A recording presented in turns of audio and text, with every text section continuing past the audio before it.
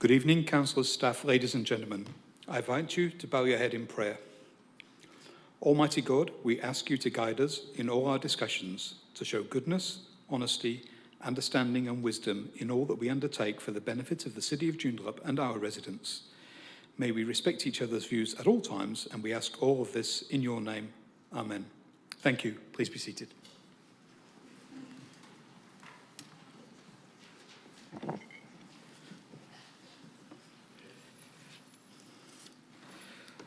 Nala Kadich Wajuk Mut Kian Kadak Nijar Bujar. We acknowledge Noongar people as the original custodians of this land. I'd just like to advise elected members that the council meeting is being recorded, therefore all elected members are required to use the microphones when speaking. Good evening, councillors, staff, ladies and gentlemen. I declare this council meeting open at 6:31 p.m. In accordance with the recording and live streaming of council meetings, council policy, this meeting will be video recorded and live streamed on the city's website, with the exception of confidential items and periods of adjournment as determined by the presiding member. Cameras have been positioned in such a way as to avoid members of the public. However, by being present at this meeting, members of the public consent to the possibility that their image may be live streamed to the public. Recordings will also be made available on the city's website following the meeting. The official record of the meeting will be the written minutes kept in accordance with the Local Government Act 1995 and any relevant regulations. Members of the public gallery are reminded it is a requirement under the Meeting Procedures Local Law 2013 to act in a courteous and respectful manner when in the council chamber. You are asked to show respect to anyone who is exercising their rights to ask questions of the council and/or to deliver public statements. I ask that respect extends to such people whenever they are on city premises while waiting for or having taken their opportunity to ask questions or to deliver a public statement. Under the local law, a person must not create a disturbance by interrupting or interfering with the orderly conduct of proceedings. This includes expressing approval or dissent by conversing or by any other means. Using personal electronic recording devices to record anyone or the meeting is also prohibited under the city's local law. I would also like to remind members of the public to show proper respect to the city's elected members and staff during proceedings. The next item is declarations of financial interest, proximity interest, and interest that may affect impartiality. Do any councillors or staff have any declarations on any item on tonight's agenda?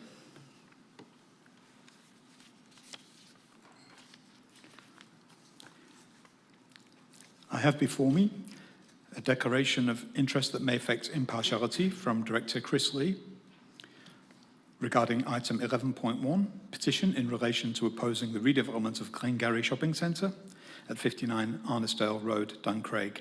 It's an interest that may affect impartiality in that the lead petitioner is known to Director Lee in a personal capacity.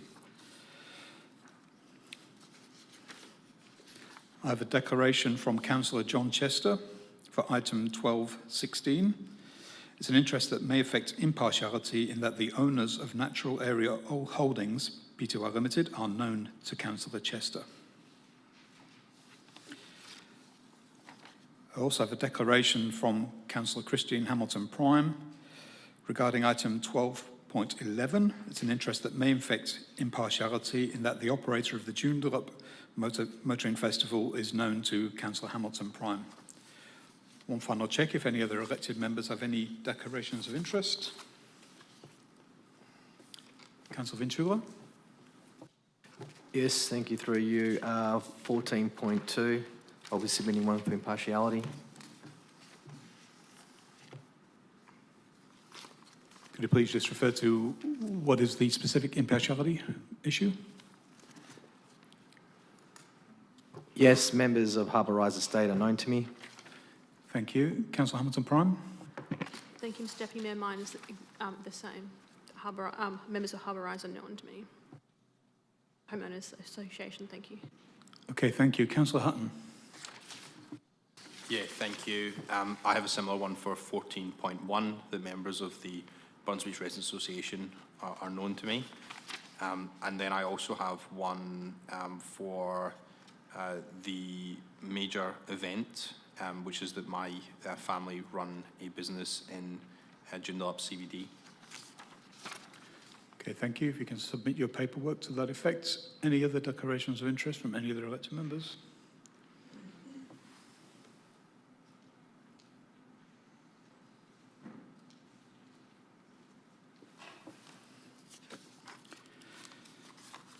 If not, the next item is deputations. This item was dealt with at the briefing session held on the 8th of July 2025. The next item on the agenda is public question time. Just bear with me.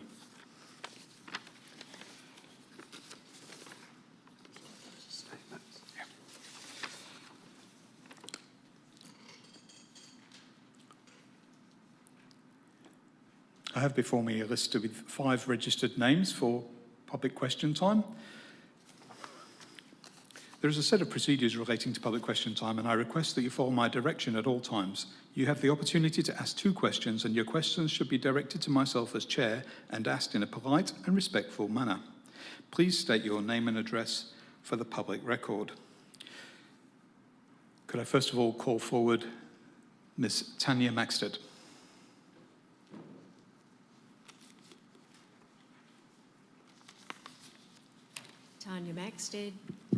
Tanya Maxted, 16 Marlandy Court, Woodvale.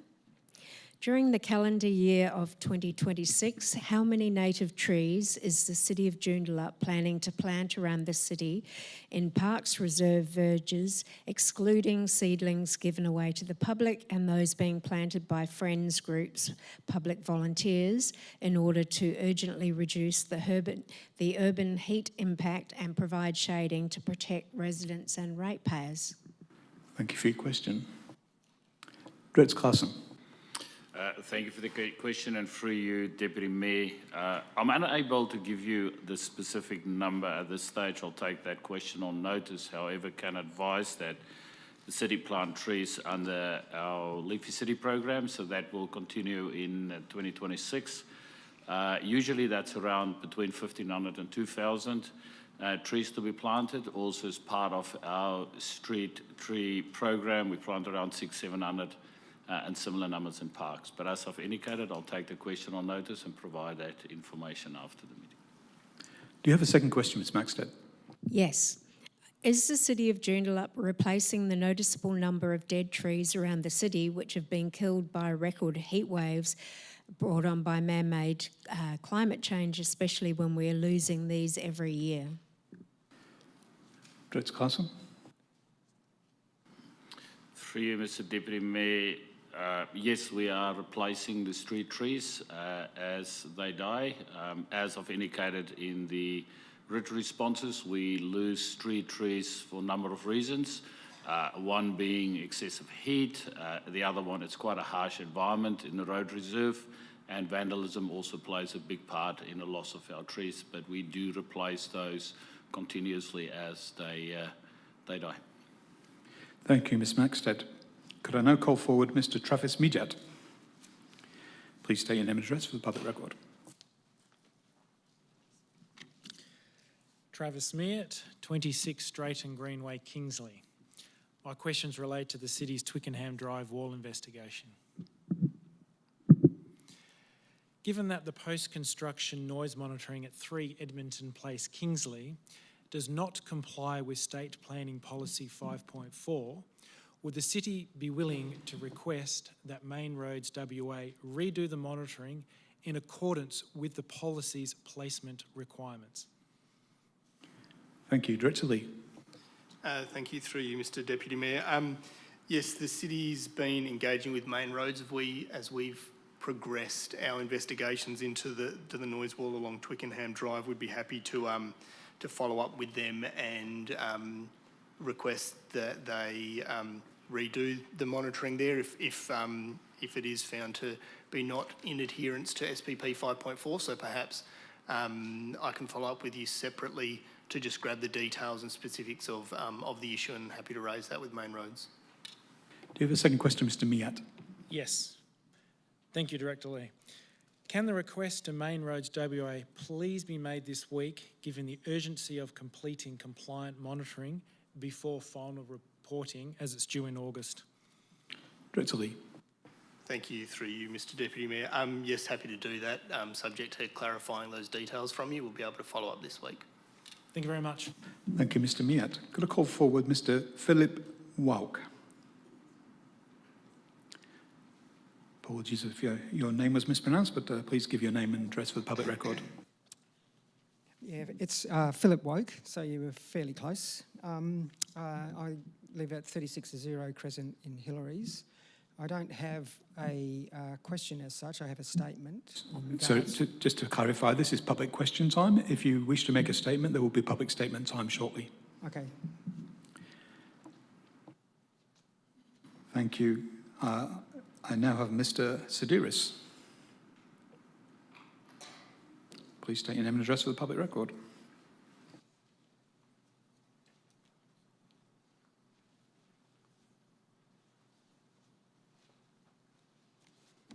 Yeah, good evening. It's Mitch Sidiris, Mullaloo. Recently, we were advised by the city in response to questions that the Axiom project had incurred costs in excess of $6 million. Can you please advise when the business plan will be made publicly available? Thank you. Mr CEO. Thank you for the question, through you, presiding member. If I may take that question on notice, I'll need to check whether or not the business plan, which was made available to council some time ago, is in fact a public document. Mr Sidiris, do you have a second question? Yeah, as a follow-up to that answer, if the money's $6 million and costs are incurred by the city, then can I suggest to the contrary that that is a public document, and the question still remains, when will it be made publicly available? Mr CEO. Thank you again, Mr Sidiris, for that question, and I'll refer you to my answer to your first question. I'll refer you to FY. Thank you, Mr Sidiris. Could I call forward Ms Suzanne Apps? Please state your name and address for the public record. Good evening, Suzanne Apps, 11 Pennant Place, Woodvale. Just a quick one. Back in November 2022, nearly 3 years ago, Sean Key presented a 600-strong signature petition for the extension of Hillary's Dog Beach to resolve the overcrowding. At that time, the council decided to roll this into the dog management review.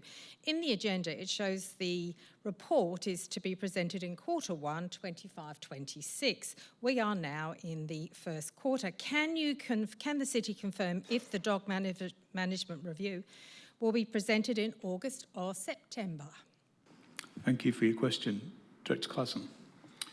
Through you, and thank you through you, Mr Deputy Mayor, and thank you for your question. I can advise that the a report was presented to elected members at a confidential strategy session in July of this financial year.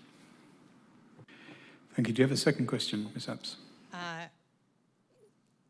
My question was, when will it be presented to council here? I'll give the Director Claassen. Through you, Mr Deputy Mayor, as I've indicated, elected members were provided with a report in July, and following the feedback out of that session, a draft plan will be developed for elected member consideration. That is not coming into Q1. The report that was due in Q1 is the report to the strategy session. Thank you. Do you have a second question, Ms Apps? No, that's fine, thank you. Okay, thank you. Are there any other members of the public in the gallery wishing to ask a question tonight? If not, I will declare public question time closed and we move on to public statement time.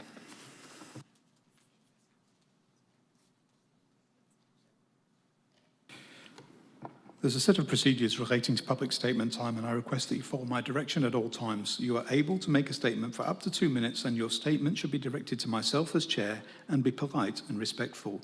No questions or discussion will occur at the end of your statement. Please come forward and state your name and address for the public record. I have before me a list of 10 statements, plus a member of the public who registered for question time wishes to do a statement. I don't believe we'll have time to get through all of these. We have a 15-minute limit. So I'll start off with the first person on the list being Ms. Mary O'Byrne. Please just state your name and address for the public record.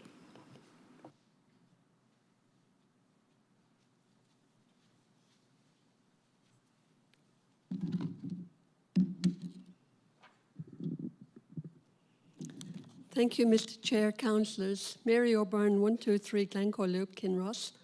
I'm talking on Woolworths in the Glengarry Shopping Centre. There are already 6 Woolworths supermarkets surrounding Duncraig and under a 10-minute drive away, making Woolworths the dominant retailer in the area. The proposed development is out of step with the City of Joondalup's local commercial strategy, to a point where it will negatively impact on the commercial viability of the immediate neighbourhood shopping centres, Marmion, Duncraig, Careen and Greenwood, depriving local shoppers of independent shopping facilities. State Planning Policy 4.2 Activity Centres requires that the activity centre network should meet the community need and not unreasonably undermine the hierarchy of all the nearby centres. Woolworths development will undermine the current network, potentially become a much larger district centre once the ink has dried if there are no takers for the proposed ridiculously small secondary supermarket. There's no justification for such a large development. This is not a population growth area.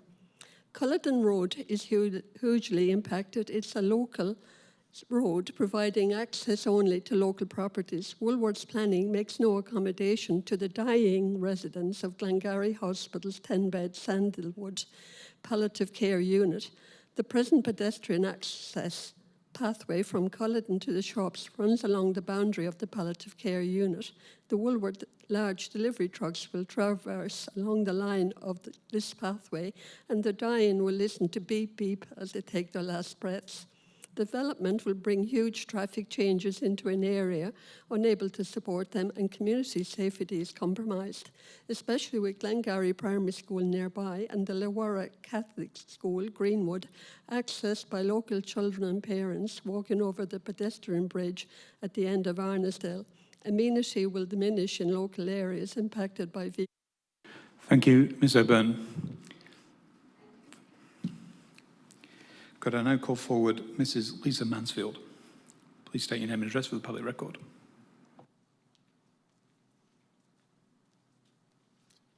Lisa Mansfield, 17 Culloden Road, Duncraig. Good evening, Mr. Chair and councillors. I'm here today to express deep concern about the scale and design of the proposed development of Glengarry Shopping Centre. The structure is overwhelmingly large and imposing. The site is surrounded by single-storey brick homes and a similarly modest hospital, all set back with mature trees and well-maintained landscaping. In stark contrast, the proposed building features a harsh concrete and metal facade spanning roughly 12 by 80 metres, with minimal landscaping and no effort to blend with the existing streetscape. Adding to our concern is a large illuminated sign facing our residential street. The development in its current state is completely out of character with our neighbourhood. The City of Joondalup's planning policies emphasises that building heights should respond to the natural topography. This proposal does not. It also contradicts the City's own objectives for commercial zones, which call for developments to respond to local context and enhance the streetscape. The proposed floor space is over 5,000 square metres, significantly more than the city's recommended 4,000 square metre threshold. We respectfully request a reduction in the building size, improved aesthetics along the northern boundary, and a greater setback to allow for more landscaping. Whilst this decision will be made by the DAP, there will be 2 councillors on the panel. I urge those councillors to support the community and voice the concerns of the residents. This development will bring convenience by providing more, and I quote, by many residents, gluten-free options, rather than having to drive to the alternate Woolworths in the next suburb. Will that really offset the detrimental impacts to our neighbourhood character? Thank you. Thank you, Ms Maxted, for your statement. Can I now invite Mr Luke Mansfield? Please state your name and address for the public record. Luke Mansfield, 17 Culloden Road, Duncraig. Good evening, Mr Chair. Thank you for the opportunity to speak. I'm here tonight to speak on behalf of residents. Please accept my contribution to give voice to a shared truth that Culloden Road is more than a route on a map. Culloden Road is not a Woolworths service road. The proposal to open vehicle access from Culloden Road to the new shopping centre, particularly for articulated trucks, isn't just poor planning, it's a breach of trust. Trust from residents who made the biggest investment of their lives, their homes in a street that has always been local, quiet and free from commercial intrusion. This plan threatens to shatter the character of a pristine residential setting. Culloden Road was never designed for through traffic or a shopping centre flow. It's single direction access road that already provides vital connectivity for residents wishing to avoid busier intersections. Introducing commercial access will lead to increased U-turns, congestion and the higher risk of traffic incidents at nearby intersections. In Woolworths' own words from August 2024, they stated that the 2 access points existing on Arnisdale Road are sufficient. There is absolutely no operational need for a third, especially one that cuts through the heart of a quiet community. By significantly exceeding the recommended 4,000 square metre footprint, the proposed development has overstepped into areas that should have been reserved for safe and appropriate vehicular access, displacing its operational burden onto the quiet and character-rich street of Culloden Road. The application is misleading. It contains no enforceable controls to prevent vehicles using Culloden Road for basement parking access. The signage plans hint at intent without accountability.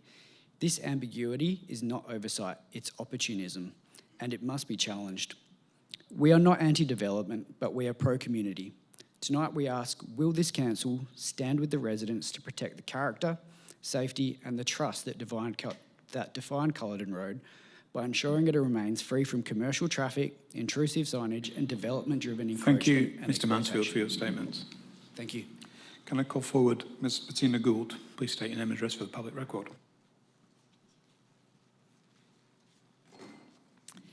Good evening, councillors. Thank you for the opportunity to speak. I'd like to raise a concern about how community members are treated during the public question and statement times. And I do so with respect and in the hope of supporting improvements that strengthen public participation in council processes. This is one of the few chances that residents have to engage directly with the council, and it should feel welcoming. At the last meeting, following a thoughtful deputation by a fellow resident on an issue that has strong community support, I stepped forward to ask my questions. As they related to her deputation, I began by thanking her for her contribution, only to be met with what felt like a rude and... Thank you, Ms Gould. Would you pause for a moment?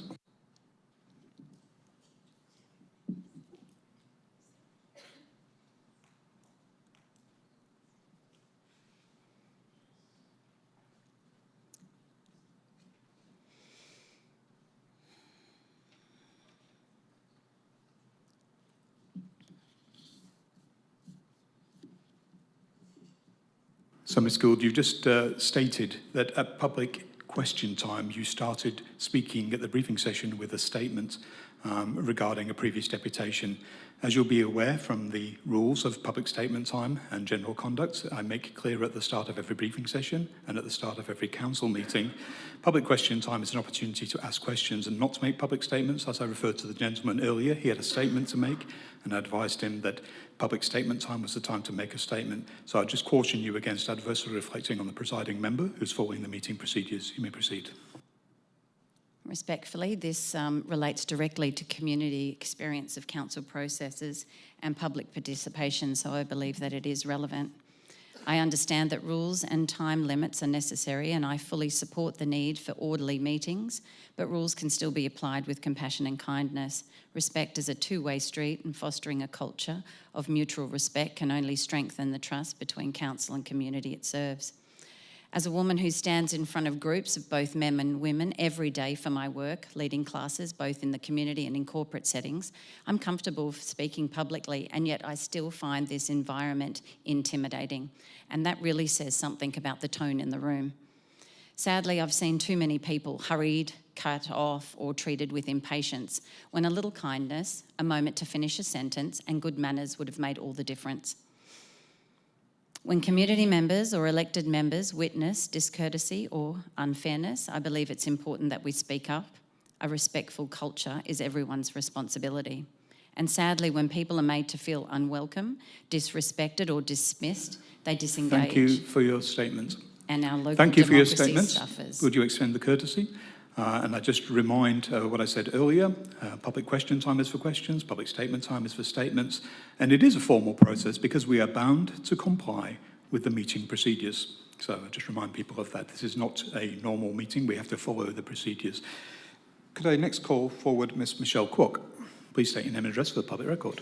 Michelle Kwok, 15 Crabble Ocean Reef. Good evening, Deputy Mayor, Councillors. At briefing session, there appear to be some doubts on whether there is community concern with the use of glyphosate in public spaces. For the record, since September 2019, after tabling a 1,500 signed petition asking Council to reduce glyphosate, we have asked Council 517 questions, made 73 statements, 16 AGM motions carried, 17 deputations at briefing session, and a petition signed by 40 residents from Burns Beach and Aluka supporting 24 hours glyphosate caution signage in SAR's areas. There are lots of concern in the community. Many have given up attending council meeting as they assumed they would be heard and their concerns addressed accordingly. This has not been the case. In December 2020, the City of Stirling commenced a 5-year glyphosate reduction plan, replacing glyphosate with 100% steam by December 2025. In the City of Joondalup, we are still stuck in 2021. After the wheat trials, Council voted in December 2021 to have non-chemical contractor looking after play spaces 50 meters outside schools and CBD. We are still looking at the same contract today to be renewed. Where are these promises to reduce the reliance on chemical weeding? We are here today respectfully asking Council to acknowledge their ongoing concern of applying controversial chemicals in public open spaces. Please be proactive in supporting expansion of chemical weeding locations. Thank you for listening. Thank you. Could I call forward Mrs. Anne Clark? And just for the record, Ms. Maxted registered public statement time, but having already asked questions, I'm going to move forward to Mrs. Clark. Name and address for the public record. Thank you. Mrs. Anne Clark, 33 Cypress Point Retreat, Connolly. Non-chemical weed and grass spraying. Could the city consider expanding the non-chemical weed and grass control to natural areas where friends groups regularly work for several hours at a time, having to avoid areas that may have been sprayed with herbicides on that or a previous day?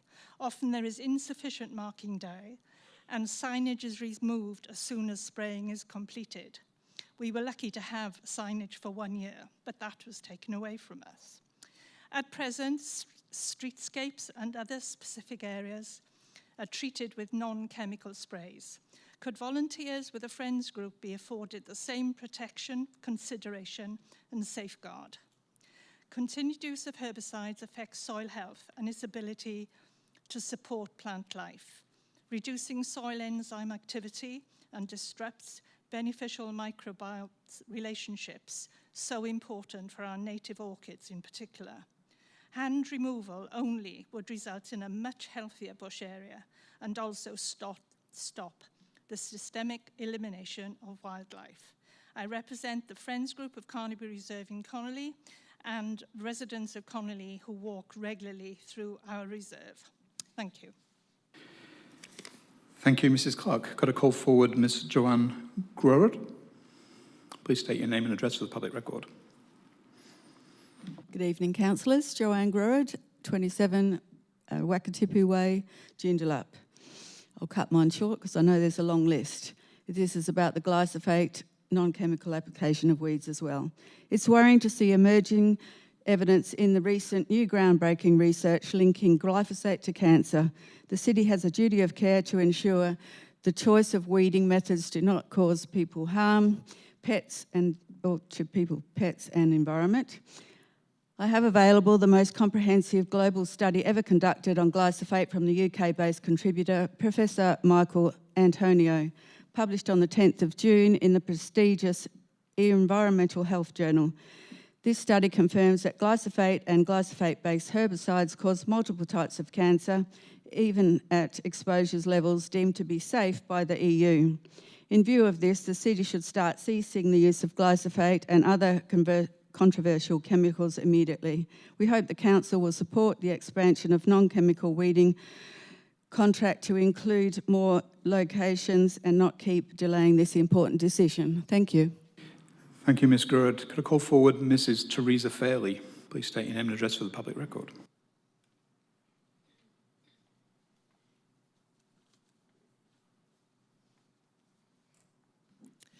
Good evening, Deputy Mayor, Councillors and ratepayers. Thank you for the opportunity to speak. My name is Teresa Fairley, 12 Deverell Square, Hillaries. I'd just like to talk about a suburban experiment that I just did in my own street and the street Cumberland just around the corner from us. Last year there were so many weeds that had taken over the roundabout and entrance to our street. It was looking terrible. Then I decided to do something about it and sent an email to all my neighbours in the street to ask them for help to do a busy bee weed cleanup. This was at the end of October 24. We had 6 people turn up and were able to weed the roundabout and surrounding weeds in the entrance to the street. It only took 3 hours to do most of the weeds. I informed the neighbours about the toxic effects with glyphosate. A few people were genuinely uninformed. After the street was clean of weeds and looking good, the sprayers turned up a week later to spray. Fortunately, another neighbour who also helped with the weeding was home and was able to stop the spraying, but only after a long discussion with the contractor who said it was on his job sheet and he had to do it, even though it was reported to the COJ for the spraying to be cancelled. It's a bit ridiculous to spray when there's no weeds in sight. To follow up, I gave my neighbours a non-toxic recipe to make their own weed killer, as many of them also contribute to the problem by spraying their driveways with Roundup. The recipe includes vinegar, salt and dishwashing liquid, all mixed in a spray bottle.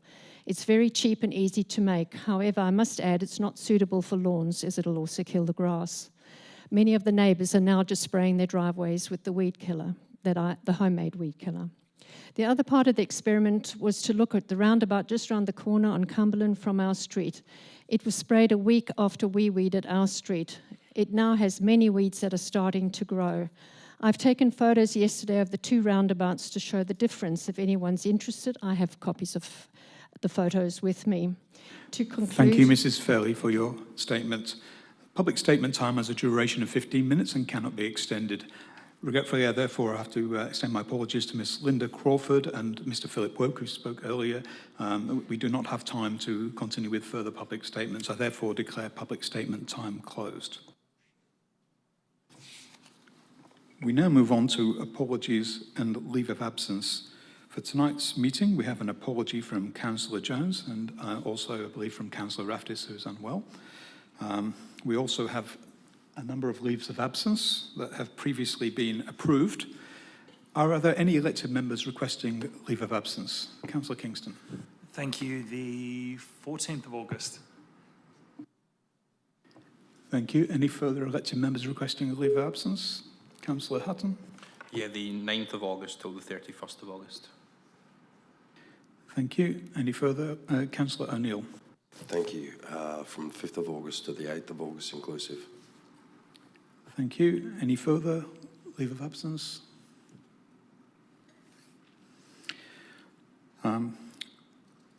We have before us a recommendation that Council approves the request for leave of absence from Council duties for Councillor May.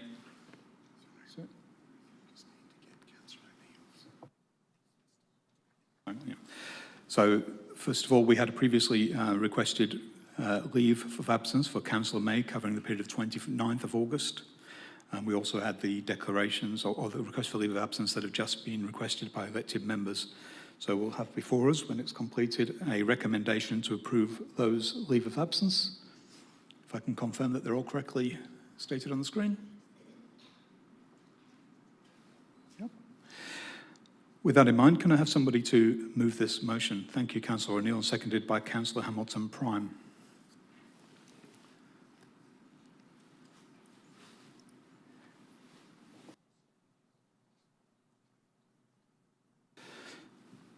With that in mind, I just request that the item comes on the screen before us, or is that going to happen?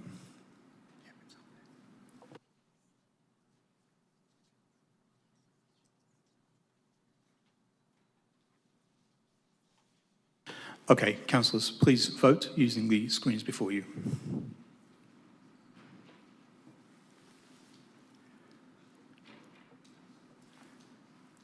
Thank you. I declare the voting closed and the item is carried unanimously.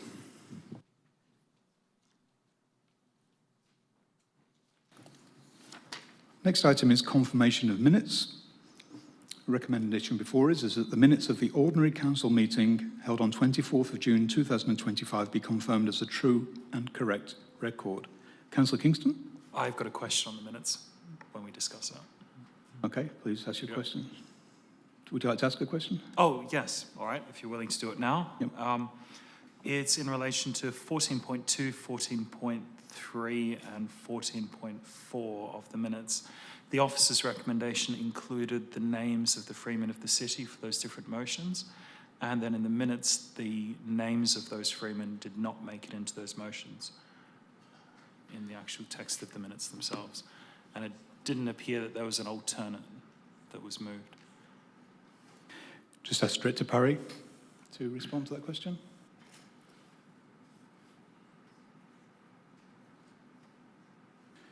I will, of course, be seeking a mover for this motion, so I'll do that now with Councillor O'Neill and seconded by Councillor Vinciula. The question still stands. Director Parry.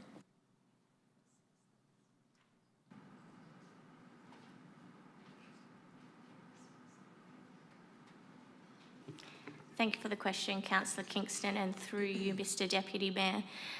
At the time the minutes were released to the public, the nominees themselves hadn't been informed about their nomination, and so at that point we couldn't release their names. Now that we have got a special council meeting set and the nominees have been told, we can update those council minutes. Thank you. That's satisfactory. Okay, thank you, Councillor Kingston, for bringing that up. Councillor O'Neill. No comment. Councillor Vinciula, seconder. No, thank you. Okay, with that in mind, elected members, please cast your votes on the screen before you.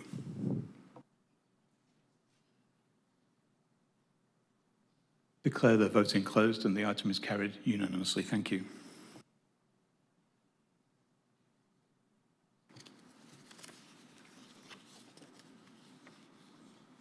We now move on to announcements by the presiding member without discussion. I'd like to start by offering the Council and City's congratulations to Joondalup Mayor Albert Jacob, South West Ward Councillor Christine Hamilton-Prime and North Central Ward Councillor Nige Jones on their recognition at the WA Local Government Association's 2025 Local Government Awards. These prestigious awards recognise the time, dedication and commitment shown by individuals toward the continual advancement of the local government sector in alignment with the needs of their community. Mayor Jacob and Councillor Jones both received Eminent Service Awards. Councillor Jones has been a North Central Ward Councillor for 10 years, while the Mayor, a former councillor who also served as a State Member of Parliament and WA Environment Minister, is now in his 8th year leading our city. Councillor Hamilton-Prime, elected to council aged 19, was awarded the Troy Pickard Young Achievers Award, which recognises those aged 35 years or younger for notable contributions to local government, a strong commitment to community service and demonstrated potential for professional success. The award is named in honour of the late Troy Pickard, who served a distinguished 11-year term as Mayor of the City of Joondalup from 2006 to 2017. The Honourable Dr Anne Ali MP, Federal Minister for Small Business, International Development and Multicultural Affairs and Member for Cowan, will provide keynote address at the City's August Business Forum. A panel discussion will follow to explore the theme, Joondalup 2050, Investing in the Vision. About 200 members of the local business community and key city stakeholders are expected to attend the forum at Joondalup Resort on Thursday, the 14th of August, in recognition of our city as a destination of choice for business investment and development. The event builds on the success of our last forum in December, which was themed Joondalup 2050, Realising the Vision, and featured a keynote address by Premier Roger Cook. Tickets are available at joondalup.wa.gov.au. Construction is set to begin on a new pedestrian bridge over Kingsley's Moulanda Boulevard, replacing the previous 37-metre timber structure, which was demolished in September 2022 due to structural concerns. The new three-span bridge will be built using steel and concrete and is designed to last 100 years. Enhancements will include upgraded access ramps and path alignment and improved lighting to boost safety. This critical infrastructure project is co-funded by the federal government's Thriving Suburbs programme, Main Roads WA, and the City of Joondalup. Exciting changes are underway as the long-awaited Burns Beach foreshore upgrades officially begin. Highlights of the revitalisation project include a vibrant adventure playground, new barbecue and picnic facilities, a spacious gathering area for community events, over 100 new parking bays, and a striking two-storey cafe restaurant. More than 10 years in the making, this project reflects extensive community engagement, and all work is expected to be completed in 2028.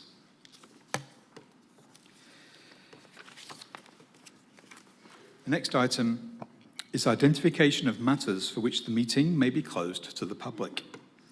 There are 4 confidential reports, being item 12.3, confidential report on the status of legal actions report, item 12.11, confidential item, significant event planning 2026 onwards, item 14.1, tender 004/25, provision of landscape and irrigation maintenance services in Burns Beach Estate, and item 14.2, tender 005/25, provision of landscape and irrigation maintenance services, Harbour Rise Estate. There are also 2 reports with confidential attachments, those being item 12.15, tender 009/25, provision of non-chemical application for control of weeds to nominated locations. Can I check with elected members if any elected members wishes to discuss the confidential attachment to item 12.15, please advise now. Councillor Hutton? And Councillor Pissy. So we'll take that item confidential. The next item with a confidential attachment is item 12.16, tender 012/25, mechanical bushfire mitigation, fire breaks and fuel load reduction. Can I check if any elected members wish to refer to the confidential items on this agenda item?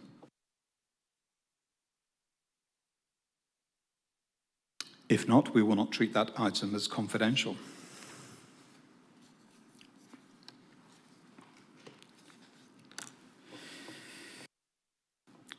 So to clarify, item 12.3, confidential status of legal actions report, item 12.11, confidential significant event planning 2026 plus, item 14.1, confidential tender 004/25, provision of landscape and irrigation maintenance services for Burns Beach Estate, and item 14.2, confidential tender 005/25, provision of landscape and irrigation maintenance services, Harbour Rise Estate, will be dealt with behind closed doors, as will item 12.15, tender 009/25, provision of non-chemical application of control of weeds to nominated locations. That will also be dealt with behind closed doors.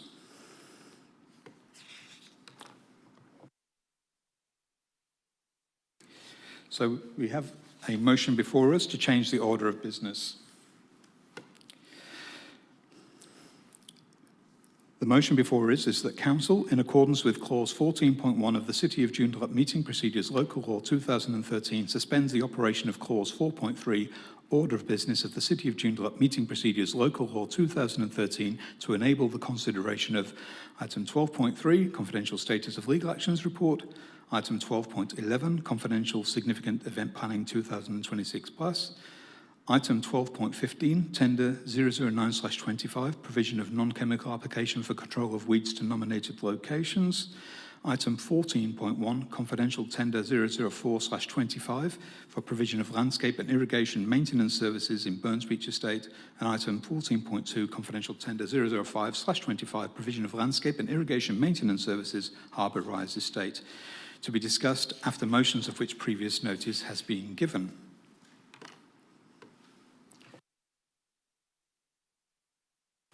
I'd like to seek a mover for that motion, please. Thank you, Councillor Hutton, and a seconder. Councillor Vinciulo, thank you. Elected members, could you cast your vote on that motion using the screens before you?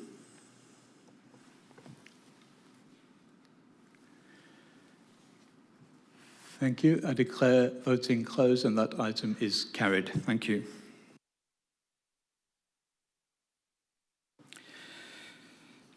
We now move on to the petitions. So the City is in receipt of one petition, as included in tonight's agenda, being 11.1, petition in relation to opposing the redevelopment of Glengarry Shopping Centre at 59 Arnisdale Road, Duncraig. Elected members, are there any further petitions?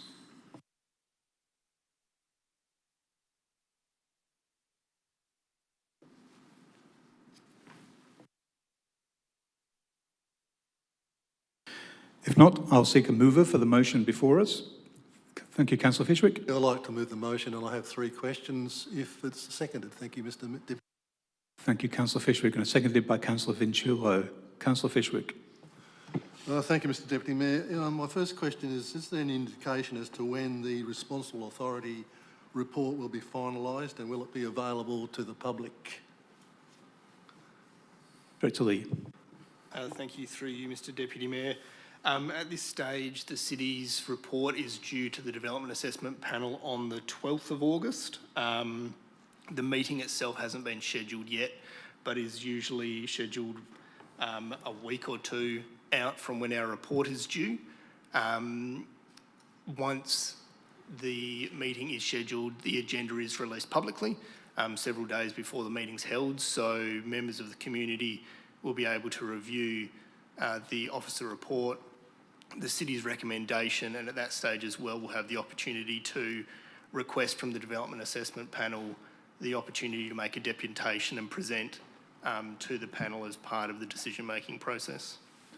Thank you for that. You probably answered two of my questions. My final one is therefore, can the City advise the lead petitioner when the application is to be held, convened at the DAP, and so they are well prepared if they wish to make a submission? Director Lee. Thank you, through you, Mr. Deputy Mayor. Yes, we can do that.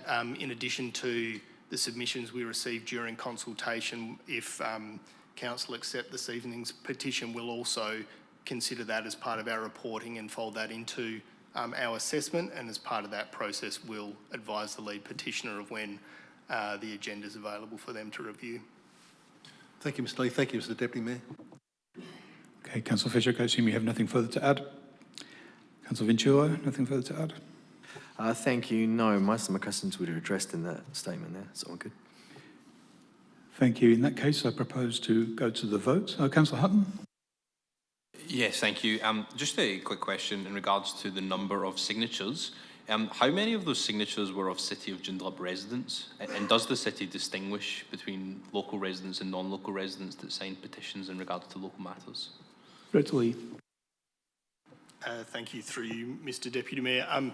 If I may, I might ask the Manager of Governance to respond to that question. Thank you. Manager of Governance. Through you, Mr. Deputy Mayor, the requirement for petitions is that valid signatories all need to be electors within the district. Thank you. Just a final call if any further questions or comments on this item.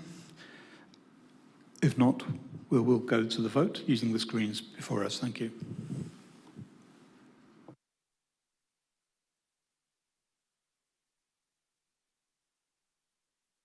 Thank you. I declare the voting closed and the item is carried unanimously.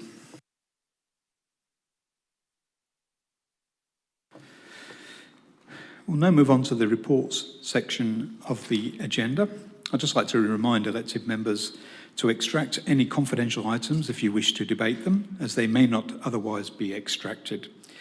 I'm going to go around the table. I'm going to start with Councillor Hutton. Do you have any items to extract, Councillor Hutton? Yes, I do. Firstly, item 12.4. I'll be extracting to move the recommendation on the agenda. 12.7 I'll be extracting. I have an alternate already that's been submitted. 12.11 I'll be withdrawing. I also have an alternate that I'll be moving. 12.15 I will be withdrawing, but I believe Councillor Pizzey is also withdrawing. We have a joint alternative that Councillor Pizzey is going to move and I'll second. 12.17 I'll also be withdrawing. And I think everything else will be withdrawn by someone else, so that's all for now. Thank you. Thank you. Councillor Kingston. Thank you. I have, let's see, 12.9, 12.10, and the other ones I wish to speak to have already been withdrawn. And of course, I've got the motion at 16.1. Yes, thank you, Councillor Kingston. Councillor May. Thank you, Mr Deputy Mayor. Just 12.2. Thank you, Councillor Pizzey. 12.15, please. Thank you, Councillor Hamilton Prime. None, thank you, Mr Mayor. Deputy Mayor. Councillor Vinciulo. None for me this evening, thank you. Councillor Chester. Yes, thank you. None other than the ones that have been withdrawn. Thank you. Councillor O'Neill. Thank you, Mr Deputy Mayor. I do believe Councillor Fishwick was going to withdraw 12.10, but if he doesn't, I'm happy to withdraw that one, being the seconder of the original notice of motion. So did you say 12.10? Because I believe Councillor Kingston's already extracted that one. Yes, that's correct. Councillor Fishwick. Thank you, Mr Deputy Mayor. I was also going to withdraw 12.10 since I was the originator of the notice of motion. Thank you. Can I just seek from Councillor Kingston if you're happy for Councillor Fishwick to have Yes, call on that's that? fine. Thank you. Councillor Fishwick, I'll call that as yours.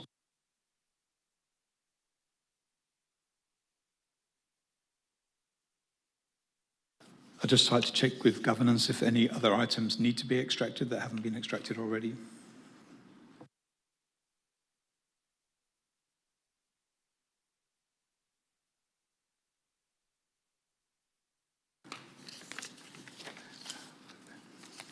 Thank you. The answer is no.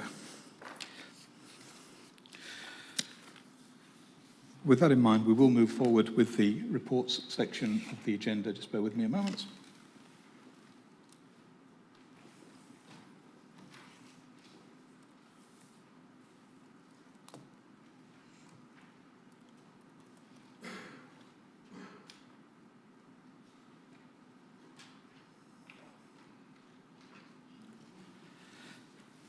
So the first item extracted is item 12.2. I'll go to Councillor May. I believe you may have a wish to move a alternate. Thank you. Thank you. I'd like to move the alternate that was flagged at the briefing session. Thank you. Do you have a seconder? Councillor Pizzey, thank you. Councillor May. Thank you. It's simply the addition of a point 3. The times I've spent on that street and people who've spoken to me on that street over the years, particularly going back to 2021, and I have flagged it with the member for Kingsley as well as the then candidate for Kingsley as well. A noise wall running parallel to Fleetwood Circuit, given there is a significant road noise from Ocean Reef Road to the nearby homes, and particularly during the months where it's rainy, the wet roads are particularly noisy, and a number of residents who I don't know personally had brought it up with me.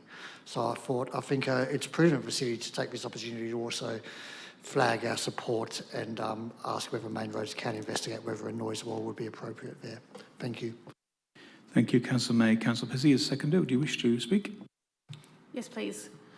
This is a busy and significant road burden along Ocean Reef Road and noisy for these homes. And if we move this parcel of land to Main Roads care. I think it's good timing that we advocate for those community members to have a sound wall built so that they can also relax in their homes. Thank you. Thank you. Do any of the elected members wish to speak on this item? Councillor Kingston. Thank you. It's a question to the Director about the wording of the motion says parallel to Fleetwood Circuit. So if this passes, would the administration be of the mind to advocate for the length of Fleetwood Circuit receiving a sound wall? Director Lee. Thank you, through you, Mr Deputy Mayor. What we would do in the first instance, if Council accept the alternate that's being considered, is we would, I guess, start broadly with Main Roads and request that they consider Fleetwood Circuit for the noise wall, but noting Fleetwood Circuit is by name a circuit. There is a section of it which is parallel to Ocean Reef Road and others that are not. We would want Main Roads, if they're of a view to consider a noise wall, to I assume any noise wall would first of all be supported by some monitoring to identify the properties that don't meet the requirements of State Planning Policy 5.4, and really in my mind that would be what would be the determining extent of the noise wall. Do you have a further question, Councillor Kingston? Yes, thank you. If a noise wall was put in this location from at least the area where there is no vegetation, and then it was along parallel, as this motion suggests, there'd be a fair amount of clearing of that bushland that's parallel to Fleetwood Circuit. Is that correct? Director Lee. Thank you, through you, Mr Deputy Mayor. I do know the vegetation that you're referring to, and without knowing exactly where or how Main Roads would construct a noise wall along here, it's hard to say how much clearing would be involved. I anticipate there would be some, but it would just be hypothetical to how much there would be, so I couldn't really provide any real clear answer for you this evening. Thank you. And then a question to the Director of Infrastructure about how noise walls function.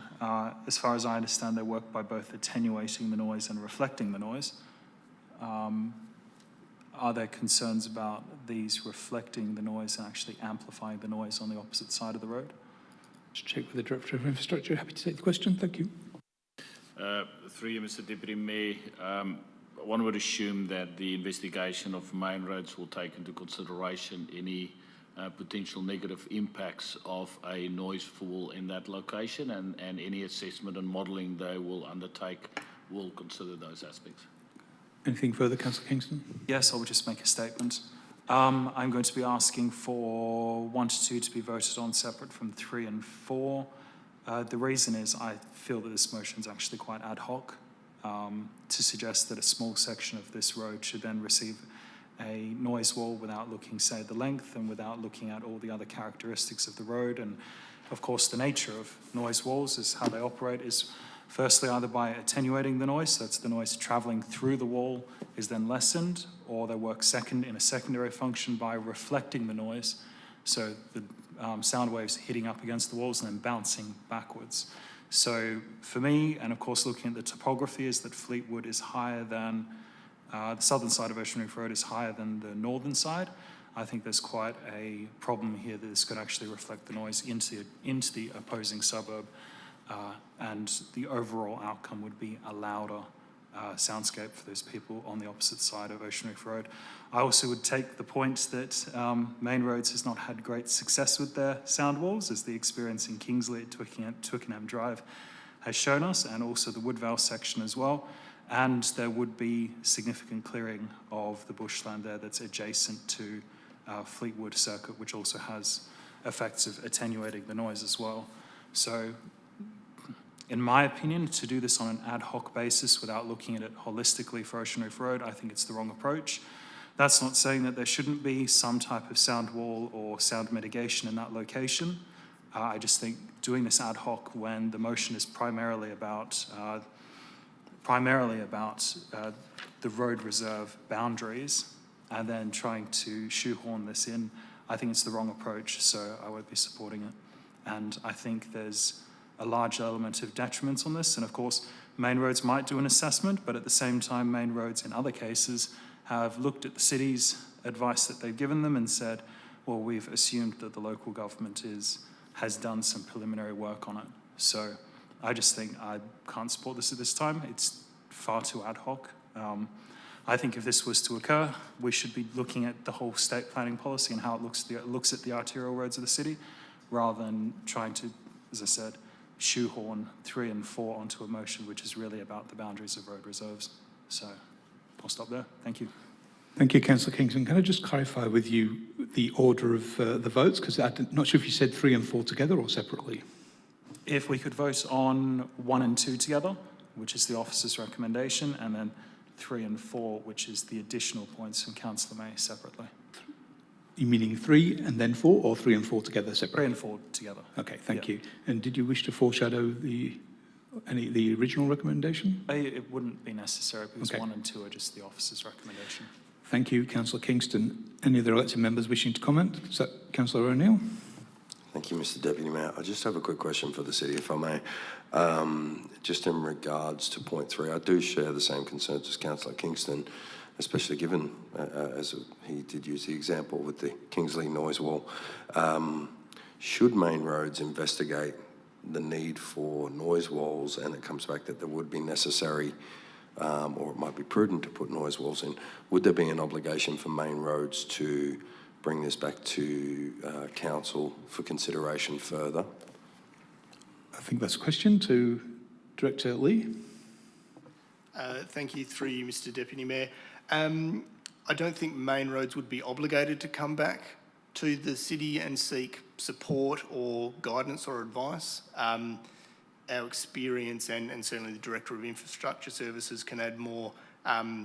Main Roads do engage with us from time to time on all their projects, or many of their projects, but I don't believe they would be obligated to come and seek approval from us if they were to install a noise wall, if they elected to pop in a noise wall along here. Councillor O'Neill. Thank you.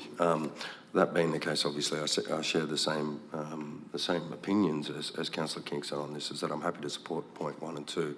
However, point 3 leaves me with a lot of questions that I'm a little bit wary about, given the history of Main Roads and their noise walls. I would, however, ask that we can vote on 1 and 2 together and points 3 and 4 separately, being that we would be needing to advise Main Roads of Council decision. Yes, thank you, Councillor O'Neill. Any other elected members wishing to speak on this item? Councillor Vinciulo. Thank you, through you.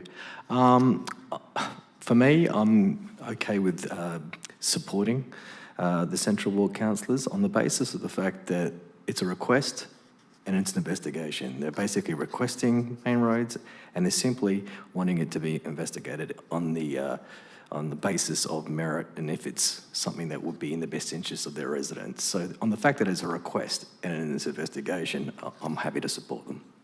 Thank you, Councillor Vinciulo. Any other elected members wish to speak on this item? If not, I just want to check with governance myself. It seems to me that point 4 will need to be voted on separately, because if 1 and 2 get up, we still have to do 4. So I'm thinking it'll be 1 and 2 together, then 3 and then 4. Opportunity for Councillor May to close. Thank you, Mr Deputy Mayor, and thank you to everyone who spoke. The point of point 3 is to simply ask Main Roads to investigate whether one would be useful or appropriate, and then it's their stretch of road, they'll go from there with what they do. In terms of, we can speculate on whether the noise wall will reflect into the neighbouring suburb. We can speculate about whether the neighbouring suburb to the homes opposite on the other side of Ocean Reef Road, because they're higher up, will be affected as much by the noise. There's a whole bunch of things we can speculate on. But as far as I'm aware, I may be wrong, but none of us around none of us elected members are engineers, and that's the point of asking Main Roads to investigate. It might not be appropriate. And then the residents who wish there was one there because of a noise will then say, well, noise wall isn't the answer. In terms of the vegetation, my understanding is there's a few bottle brushes there, but there's actually quite a wide strip. So if there needs to be some removal of vegetation, so be it. On the city side of where a noise wall could potentially go, the city could then plant some other trees anyway.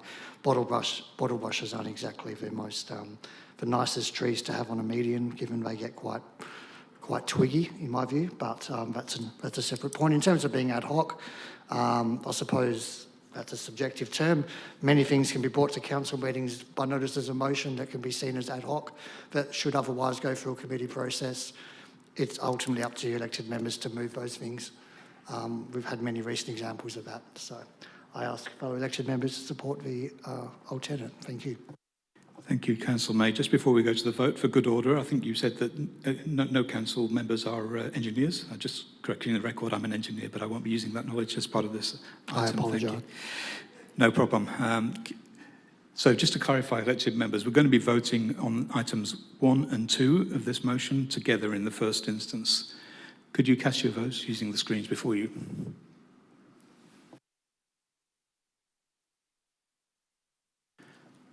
Thank you. I declare the voting closed and carried unanimously. We now move on to point 3.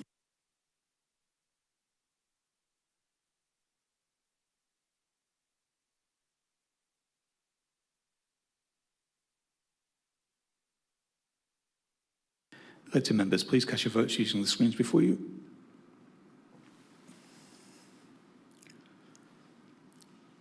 I declare the voting closed and that item is carried. We'll now move on to point 4.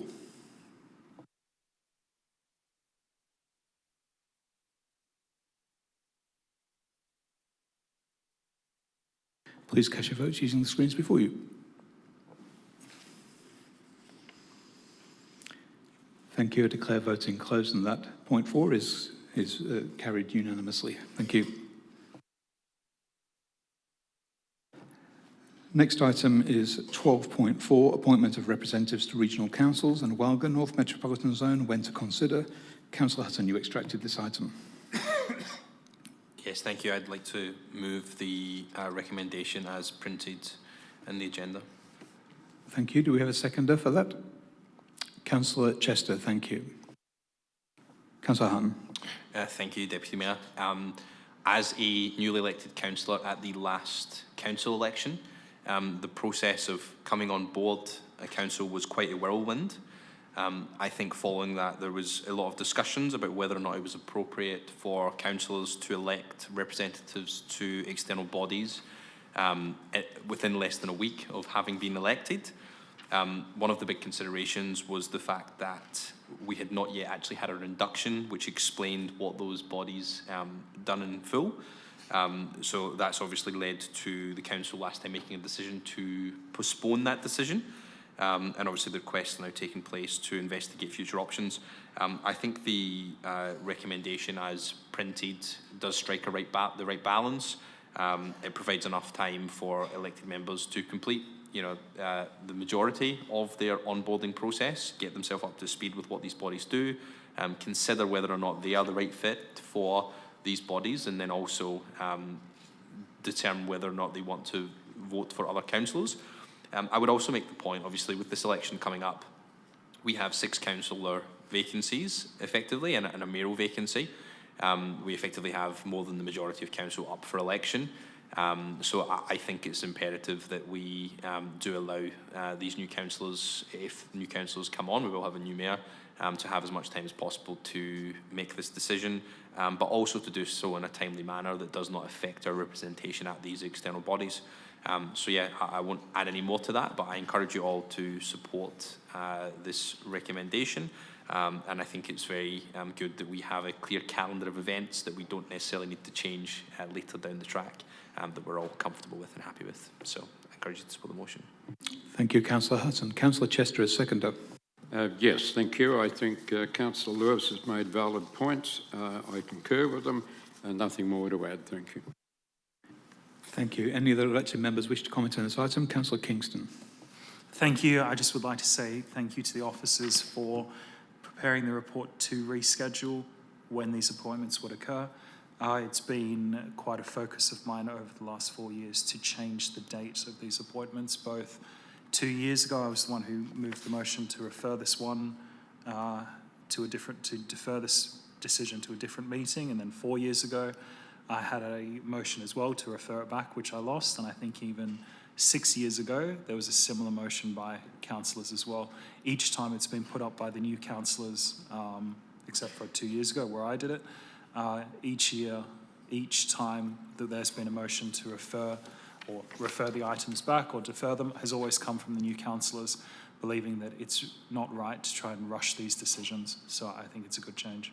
So I support this recommendation.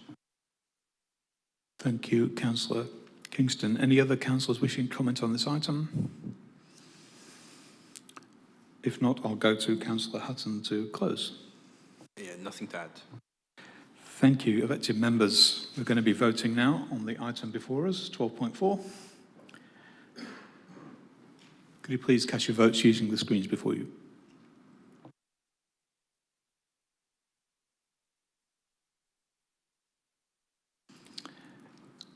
I declare the voting closed and that item is carried.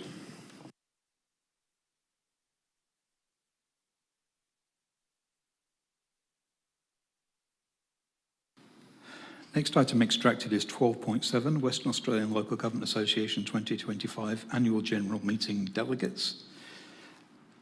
Councillor Hutton, I believe you had an alternative for this item. Yes, I have an alternative which was included in the pack. And you'd like to move that alternative? I'd like to move that alternative. Thank you. Do we have a seconder? Councillor Fishwick, thank you. Councillor Hutton. Yes, thank you. In moving this alternative, I was simply looking to provide a streamlined process for making this decision. Obviously, last year I did ask the question around what was the precedent when it came to appointing delegates to the Walga AGM. At the time, I was informed that previously in the past, the Walga State Councillor for Joondalup usually would attend, and the Mayor would usually attend. Sorry, Councillor Hutton, can I just pause you for a second? I just want to check the wording of that item 1 to make sure it's correct. I have before me Mayor Jacob and Councillor Owen as the 2 voting delegates. So I think that requires amendment. I just want to make sure we all know what we're voting for. So I think the wording just needs to be changed. Apologies for breaking in. I will just clarify, Deputy Mayor, if you may. The wording that was initially included in the pack was slightly amended through a recommendation by Councillor Fishwick, and it was circulated by email. So I believe the wording on the screen. I think the wording should say Mayor Jacob and Councillor Hutton as the 2 voting delegates. Is the only change I'm suggesting. That's the wording I have. Can I check that you read that wording and you're happy with it on the screen? Yeah. Yeah, I believe that factors in the change suggested by Councillor Fishwick. Yes, thanks. Apologies for interrupting, but I just think it's important that we know exactly what we're voting on. Please proceed. Yeah, so as I said, at the time, it was basically suggested that the past president had been that these were the 2 people that filled the positions, and then I think at the time Councillor Fishwick put his hand up to be the backup of sorts if anyone couldn't make it, because he was assuming he was going to attend the AGM, whether or not he was the delegate or not. Obviously, if someone else is willing to put their hand up and attend, happy to take that on board and put it to decision, but I was merely just looking to provide a streamlined process to start this discussion, so thank you. Thank you, Councillor Hutton. Councillor Fishwick, a seconder. Nothing to add, Mr. Deputy Mayor. Thank you. Councillor May. Thank you. Just a question. It is relevant to this motion because it pertains to WELGA, particularly the WELGA Local Government Awards. Can elected members be provided with the supporting statements for the Eminent Service Award recipients? Just checking on the relevance of that question to the item before us. Did you intend to ask that question given the content of the agenda item before us? Well, it's relating to WELGA, so I thought I'd try it. Yeah, my feeling is that question could be directed in outside of this agenda, but I will check with governance. Thank you.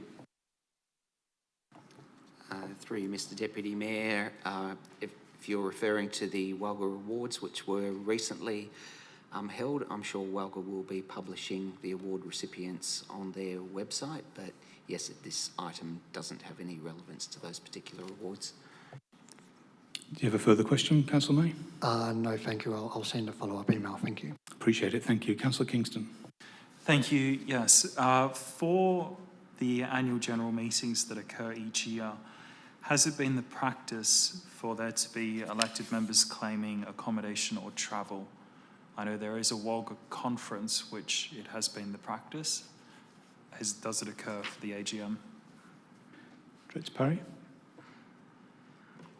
Through you, Mr Deputy Mayor, off the top of my head, I couldn't say that with any certainty. I think there have been claims for reimbursement because it does fit within the elected members' entitlements policy as a conference which can be claimed for.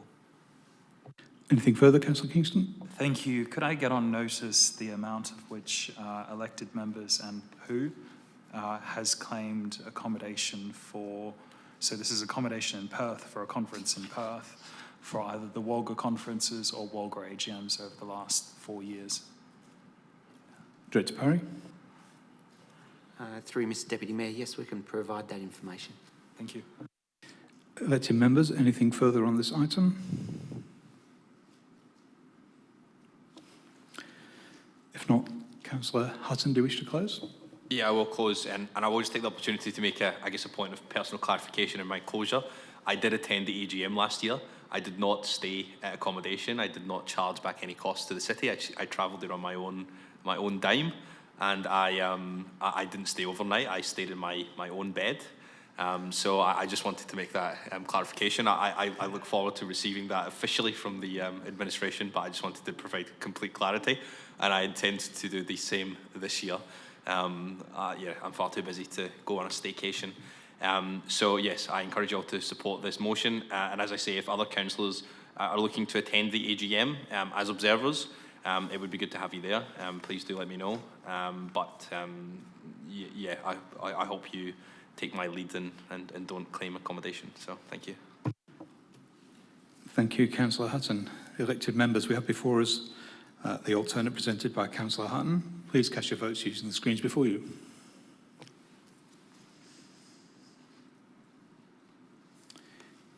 Thank you. I declare the voting closed and that item is carried.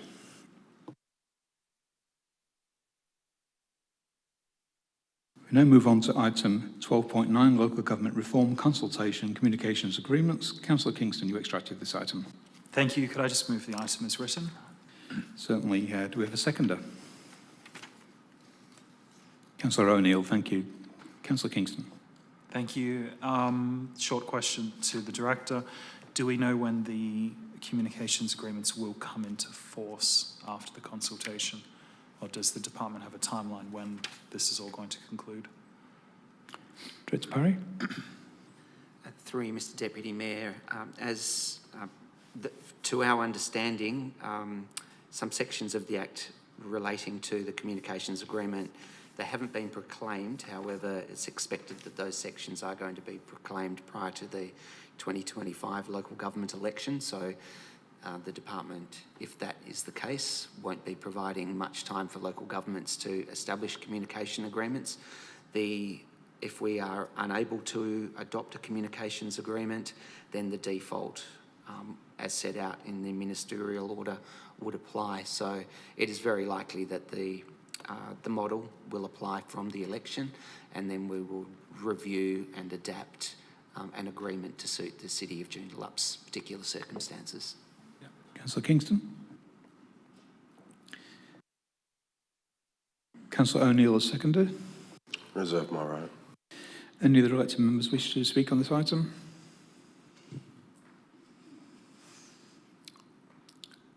Last chance, Councillor O'Neill, if you wish to comment. Councillor Kingston, no need to close. Okay, elected members, we have before us a resolution. A motion to be voted on. If you can cast your votes using the screens before you, please.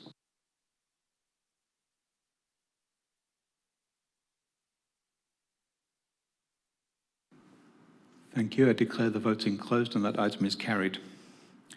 Now move on to item 12.10, the review of presentation of petitions protocol. Councillor Fishwick, you extracted this item. Thank you, Mr Deputy Mayor. I'd like to move the officer's recommendation. Thank you.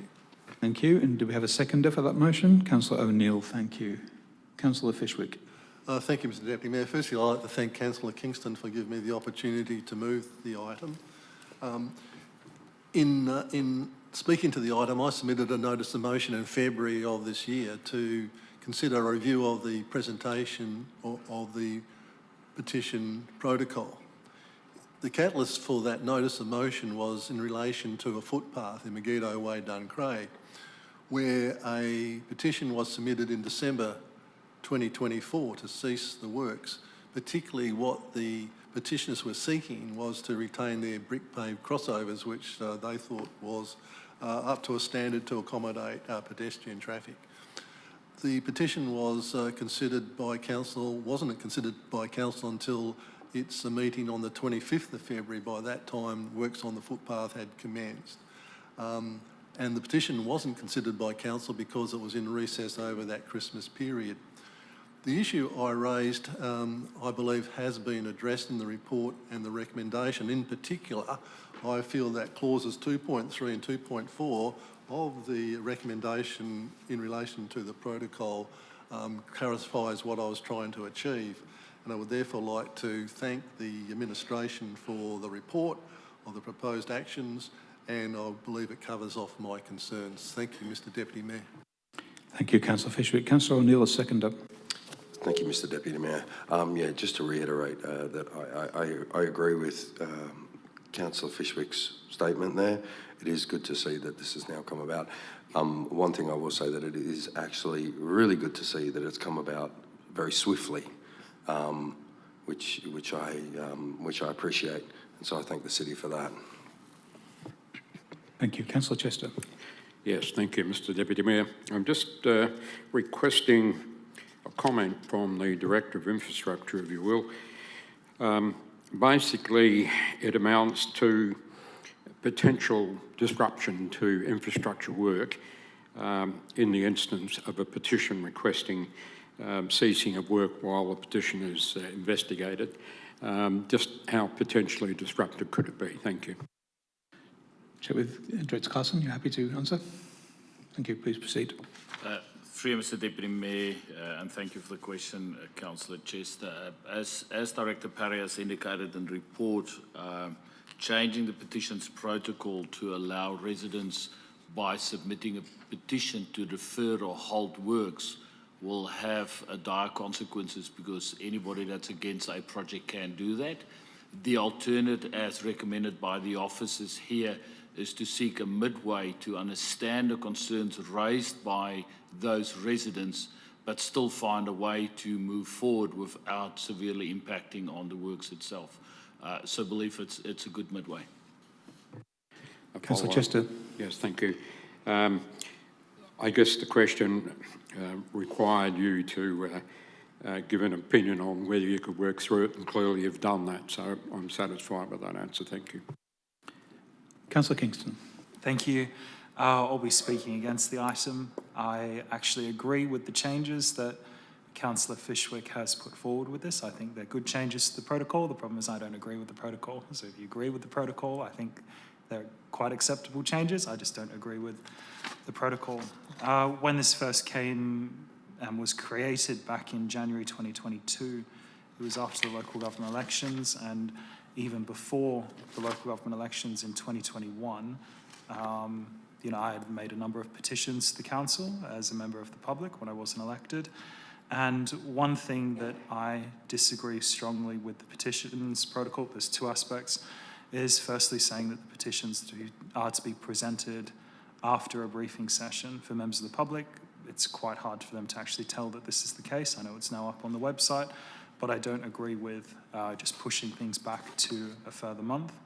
And then secondly, the administrative matters in the protocol where it speaks, it says that the full content of the petition will be provided to elected members, which is positive, but then it also says that they are to provide additional information to elected members on previous council resolutions on similar petitions.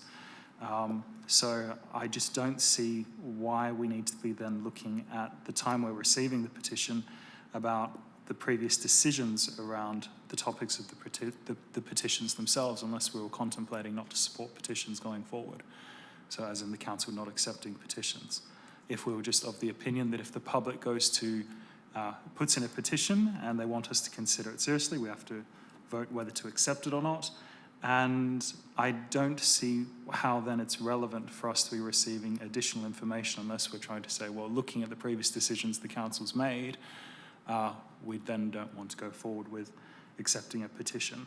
So I've always had a problem with this policy that it's always appeared to me to contextualise petitions that the public puts in for the basis of then seeing them whether those petitions should be accepted or not. And I just think the presumption should be the council should always accept the petitions. Before I was elected, so that was in October 2021, there was actually a pattern of a number of petitions not being accepted for varying reasons. So that's decreased over the recent period, but that seemed to be the case around the time this was all created. So I don't accept the protocol on its basis. I think it's always good to have petitions checked for validity, but that was going on before. The main change to this, it does seem to be about providing additional information to contextualise them whether to accept a petition or not. To me, that was the main practical change when this came into force. So I don't support that sort of practice. I think we should be accepting petitions from the public quite generally, regardless of what they are. We're here to represent the public. And to me, this protocol, how it works in practice, has always been a bit of a concern. But if people support the protocol, I think the changes that Councillor Fishwick is proposing in point 2 are quite reasonable. I just don't support the protocol. Thank you, Councillor Kingston. Any other elected members wish to speak on this item? If not, I'll revert to Councillor Fishwick to close. Thank you, Mr Mayor. Thank you, Councillor Kingston, for your comments and obviously supporting my proposed amendments, notwithstanding your other comments. I believe that clauses 2.3 and 2.4 adequately cover the issues I was concerned about in relation to a recess of council during the Christmas period. So having said that, I'll ask you to support the motion as printed on page 66 of the agenda. Thank you. Thank you, Councillor Fishwick. Elected members, can we please cast our votes on this motion using the screens before you?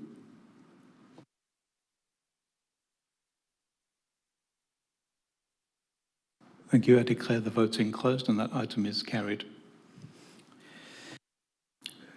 Bearing in mind the confidential items, we're going to jump through to item 12.17. Just double check with governors, that's correct. And Councillor Hudson, you extracted this item. Do you wish to move? Yes, I'll move the motion as written, sorry. Thank you. Do we have a seconder for this motion? Councillor Pizzey, thank you. Councillor Hutton. Yes, thank you. I move the motion with the intention of just asking some questions. At the briefing session, I did already ask questions about how the city was going to use this plan to continue to advocate for the city's position to increase the speed limit on Marmion Avenue back to 80 kilometres per hour. But as a secondary question, in the plan, which is on page 299 of the agenda, there is references to some action items. And one of them, 2.4, is identifying potential locations for speed-activated warning signs.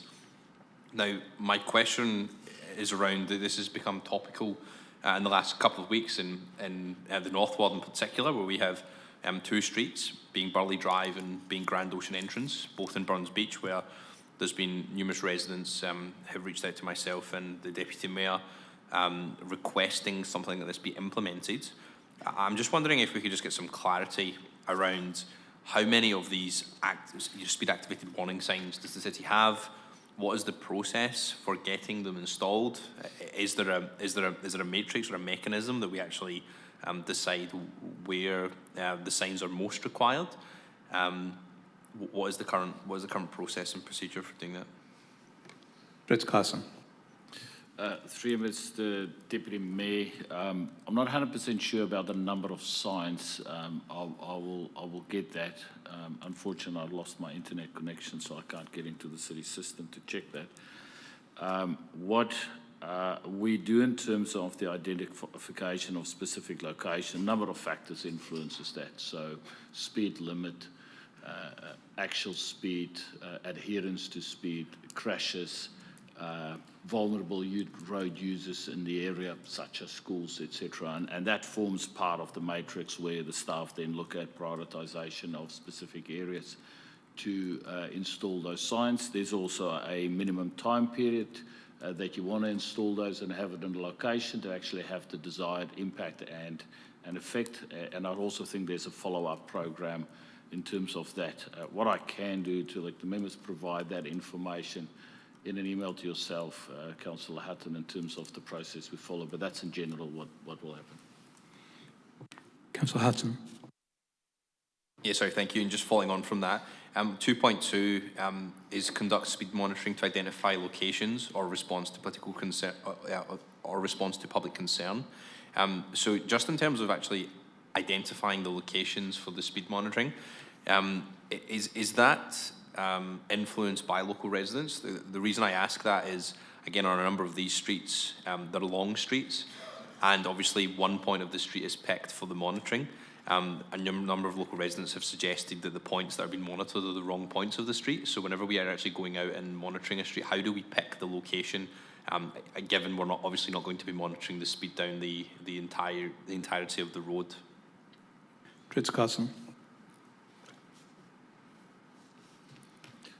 Just to confirm your first question, we have 10 solar speed sign locations. We have 10 cameras that we currently use. In terms of the identification of specific areas, yes, the specific roads are influenced by resident to an extent. We've got a program to ensure we cover the higher risk areas, a program that we cover the full city over a period of time.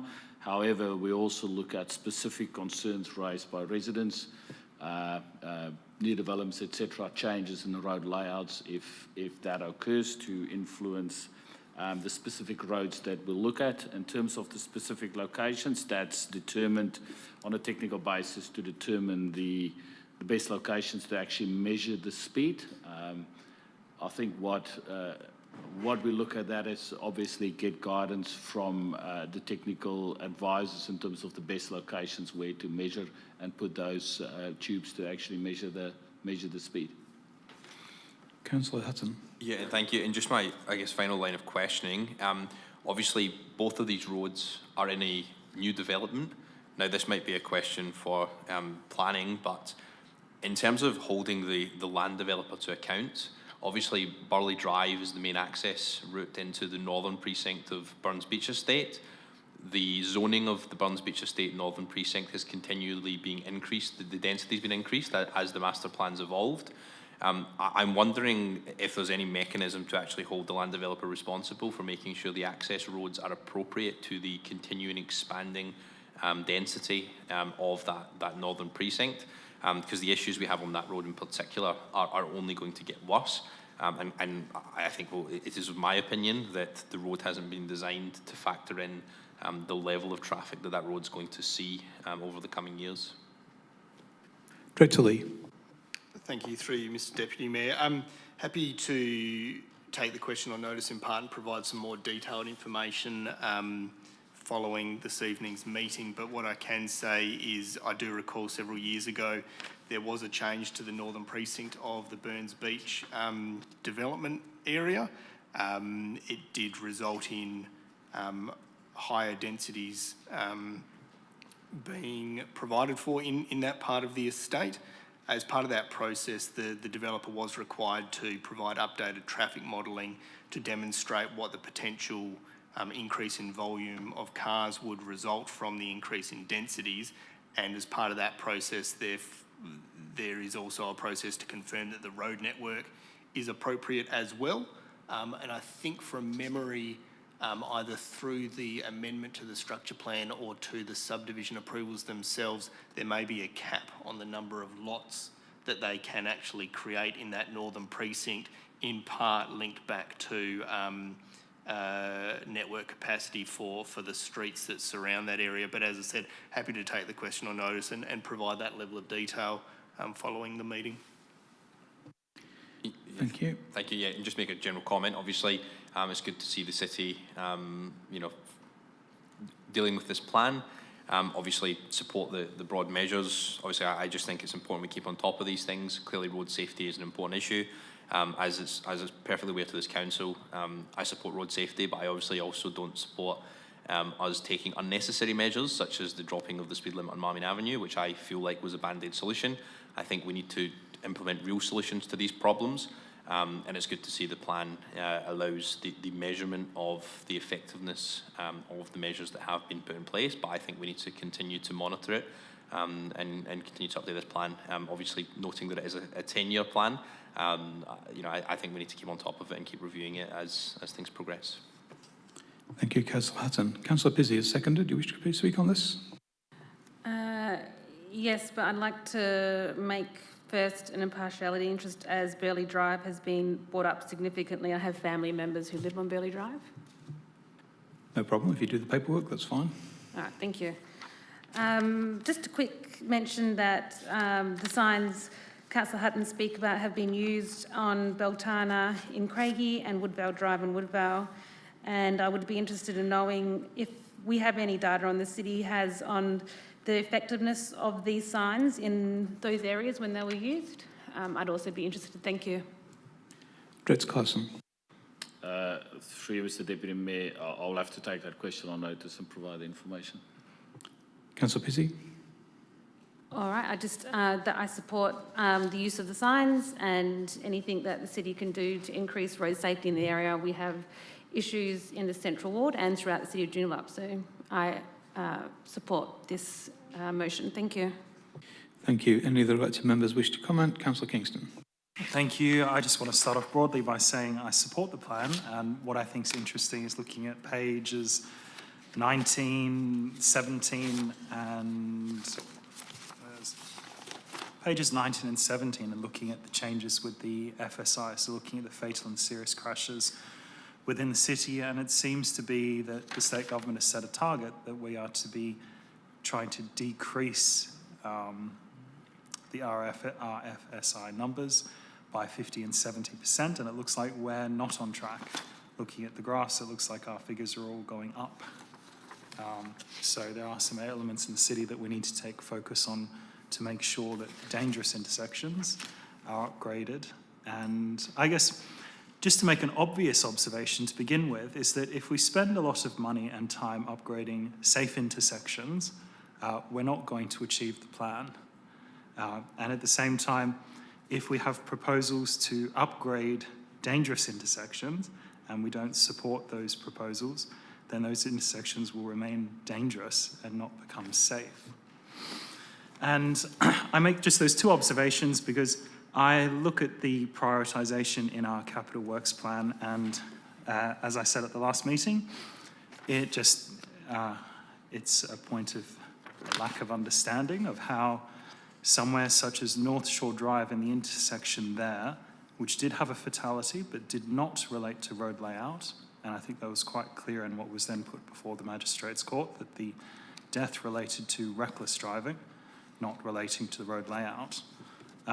And the intersection of North Shore Drive, North Shore Avenue is going to be, and the section along there is going to be receiving $3 million of funding to upgrade that section, and yet that intersection of North Shore Drive, North Shore Avenue is ranked, happy to be corrected on this, when I looked it up on the main roads database for the metropolitan ranking, the WA ranking, it's ranked number 3,400. And then when you rank it just roads, the intersections in the district, it comes out in, again, the hundreds.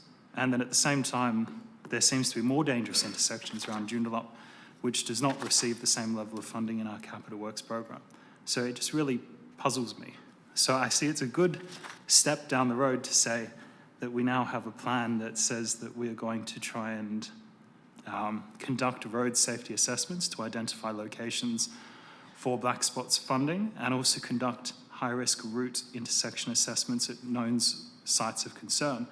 I think that's very, very positive given the items that have been in this year's capital works budget. I just can't see aligning with those outcomes, but of course the plans come along after the budget, not before.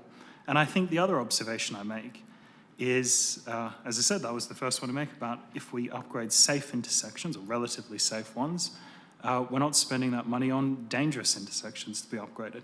But then conversely, on Marmion Avenue, if you look at some of the top 10, 20 dangerous intersections in Joondalup, they're all along Marmion Avenue. We had a proposal for Main Roads to signalise some of those intersections, which is what they recommended as a way of improving safety on those intersections.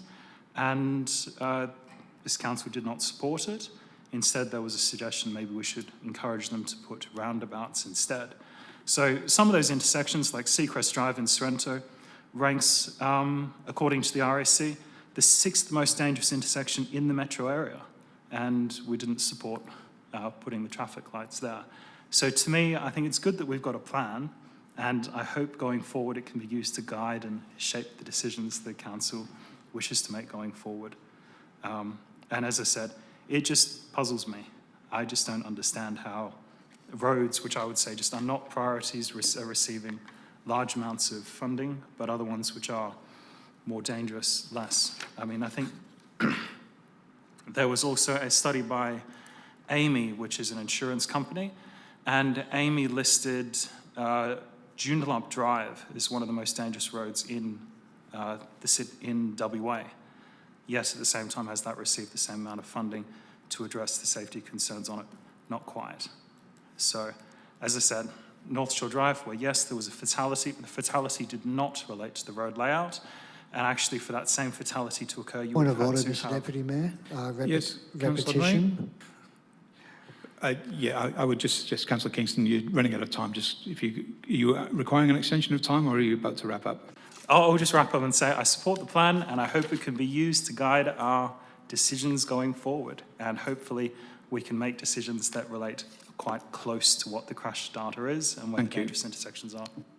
Thank you. Any other elected members wish to comment on this item? Councillor Pizzey? It's a question. Okay. Just a question to the administration. When the city receives black spot funding for certain areas of the city, does it exclude getting funding and investigation of other black spot areas? Dritz Claassen. Through you, Mr. Deputy Mayor, no, it does not exclude reviewing other areas, and annually as part of the city's prioritisation process, we look at all the intersections to then prioritise it based on the latest crash data. Another question? Yes, if I may. So if the city had more than one area for black spot funding that they wish to get funding from Main Roads, that would be possible in one financial year? Dritz Claassen. Through you, Mr. Deputy Mayor, Councillor Pizzey, there's no limitation on that, noting that for the state black spot funding, the city's contribution is 1/3 of the overall funding, and we need to look at our own affordability for those projects as well. So we do limit our number of applications based on the potential for the city to fund our 1/3 contribution, noting that the project that has been referred to on North Shore Drive was federally funded, 100% externally funded by the feds. Any further questions, Councillor Pizzey? No, thank you very much. Councillor May. Thank you, Mr. Deputy Mayor. I fully support the officer's recommendation. I just wanted to add, Main Roads did propose and put out a community survey, which I believe got a lot of responses in relation to running traffic lights along most of Marmion Ave. One classic example was North Beach Road in Duncraig and Beach Road West in Marmion, and they were going to put traffic lights within 200 metres of each other. So my understanding is the overwhelming response was traffic lights aren't the solution to traffic problems. It was kind of an easy, cheap and lazy solution, and I'm glad it wasn't supported. Thank you. Thank you. I would just comment that the report before us is there's a motion to approve the motion before us. There's a lot of commentary here about very specific locations, and I'd just urge elected members that anytime can ask questions to the administration about specific road traffic locations if they have any queries.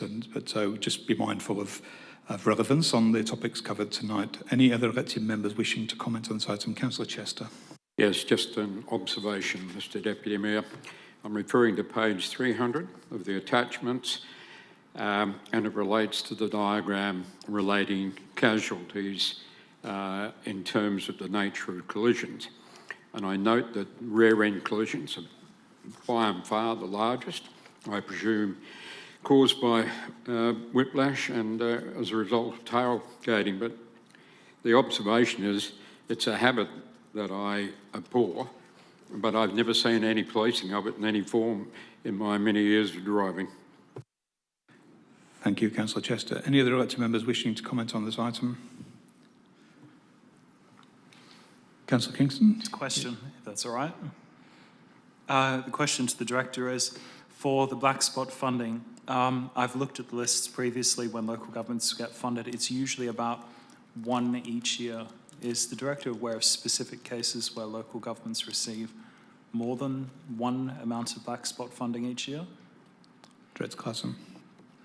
Through you, Mr Deputy Mayor, yes, I'm fully aware that most local governments actually apply for more than one, and the City of Joondalup no different to that. As part of my role on the Metropolitan Regional Road Group, I do see those list of projects pretty early on. And yes, there's quite a large number of local governments that get more than one project funded each financially. Any further questions, Councillor Kingston? I'll stop there, but I will follow up with the Director on that. Thank you. Any other elected members wishing to comment on this item? Just your microphone, Councillor Kingston. Sorry. Yep. If not, I'll go to Councillor Hutton to close. Thank you. Much discussed there. I do just want to round up and address one of the points that was made, which I think was a valid point made by Councillor Kingston, around the data and the stats and the fact that obviously there's a lot of work that needs to be done. But I will touch on one point that Councillor Kingston made, which was around Marmion Avenue.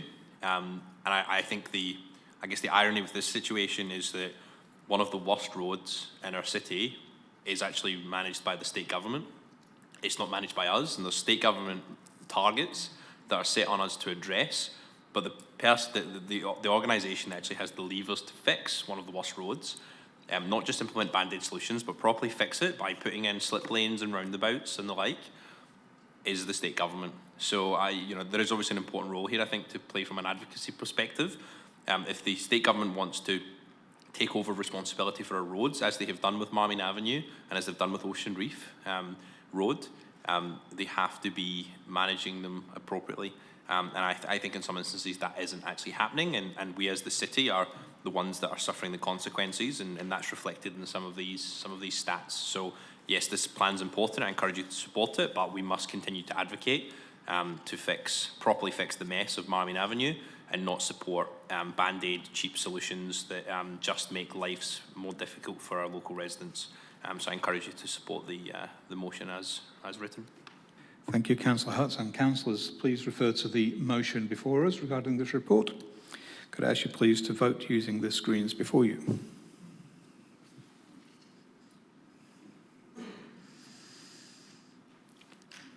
Thank you. I declare voting closed, and that item is carried unanimously. I will check with governance. I believe we're going to move on to the adoption by exception resolution, so I would ask that that be compiled. In the meantime, I will just announce a declaration of impartiality interest that I'm submitting. This is relating to item 14.1, confidential tender for provision of landscape and irrigation maintenance services in Burns Beach Estate. The extent of my interest is that I live in the Burns Beach SAR area. With that, I'll seek advice from governance when they're ready with the populated exception but resolution. Okay, I will double check with my records. So it's moved, well, it's not yet moved, but just checking the items that are part of this exception resolution. We have 12.1. We have 12.3, 12.5, 12.6, 12.8,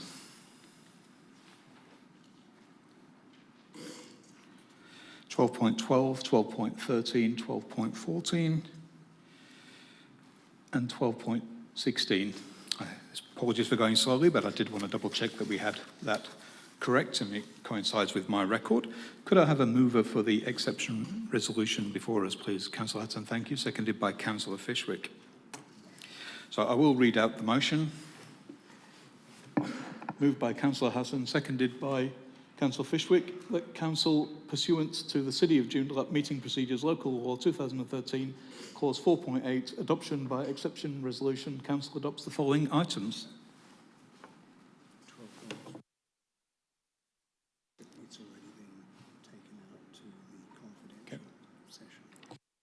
Okay, just as a point of clarification from governance, so 12.3 is going to be removed from the list. It is a confidential item and it hasn't been extracted, but we'll deal with that in the confidential session. So we're going to remove 12.3 from this motion.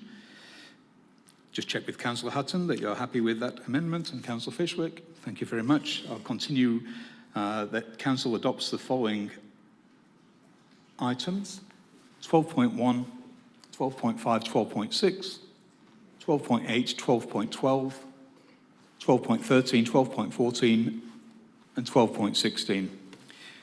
Thanks to governors for pointing that out. I did want to take this nice and slowly to make sure that we captured exactly the right items, agenda items for this resolution. With that in mind, I would ask that that be put on the screen for a vote. It's moved by Councillor Hutton and seconded by Councillor Fishwick.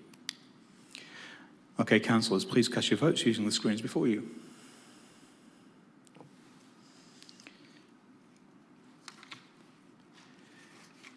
Thank you. I declare the voting is closed and that item is carried unanimously.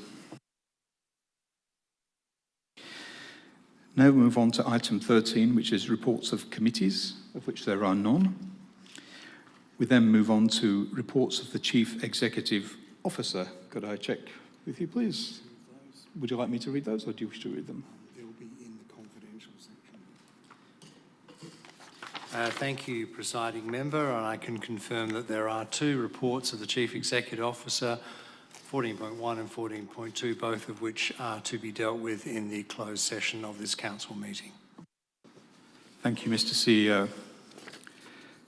Now move on to item 15, being urgent business. Mr. CEO, any urgent business? No urgent business of which I am aware. Thank you, Mr. CEO. We're now going to, I'm aware that confidential, but that's going to be deferred until later. So we'll now move to item 16, motions of which previous notice has been given. We have before us item 16.1, notice of motion number 1 from Councillor Daniel Kingston, elected member dinners and elected members entitlements council policy. Councillor Kingston, do you wish to move this? I will move the motion as written. Thank you. Do we have a seconder? Councillor O'Neill. Councillor Kingston. Thank you. I have put up this notice of motion to remove council dinners from the entitlements policy. I don't think they should be happening. At the moment, each councillor has a certain entitlement where they can invite members of the public to these dinners. I personally do not think that this is a practice that should be continued. These dinners are approximately, according to the council report, there's a budget of approximately $100 a head for each person that's invited to these dinners. The elected members themselves are able to host up to 6 dinners and there's 9 guests which are able to be invited per elected member. Of course, it needs a certain number of elected members to be participating in one of these dinners for one of these dinners to occur, but they happen quite frequently because they are taken up.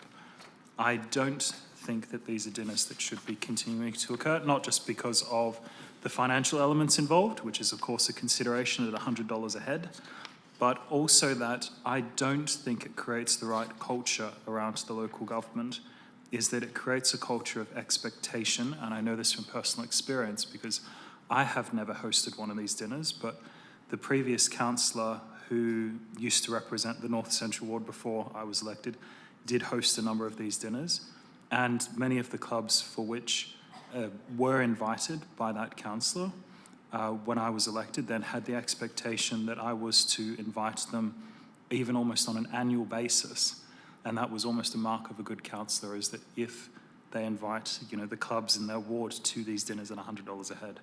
I don't think it creates a correct culture I don't think it creates the correct culture around the local government. I think it's better that the events where community members are recognised are trimmed back to just the appreciation functions. The council hosts a number of appreciation functions on different topics, whether it's environmental groups, residents associations, sports groups, sea sports groups, and surf life clubs. There's a whole range of them that get invited to these appreciation functions. And I think that is the appropriate way to do that, because in that case, there is a purpose for those functions, and there is a clear reason on why those people are being invited and appreciated. It does not; those functions do not carry at any time any sort of expectation of a quid pro quo. These dinners, unfortunately, do. That's been my experience. Maybe that's not the experience of everyone, but at the same time, the policy is very loose about who can be invited to these dinners. It's somebody who has a connection with the local government, so it's more or less anyone. It's a policy that, if people believe it should continue, it definitely needs to be tightened up, and I would say it can be open to abuse if people wanted to, that there isn't a clear way of saying why people were invited to the dinners. Yes, you have to give a justification, but usually it's very limited what needs to be. A justification can just be the person's a ratepayer, and that's occurred in previous dinners. So I don't think these should occur. Also, I can see on the screen here that there's a procedural motion from the Deputy Mayor to refer this one back. I don't think it's necessary to refer this to a committee. I think the council should just make a decision one way or another. Do they think that these dinners should proceed or not?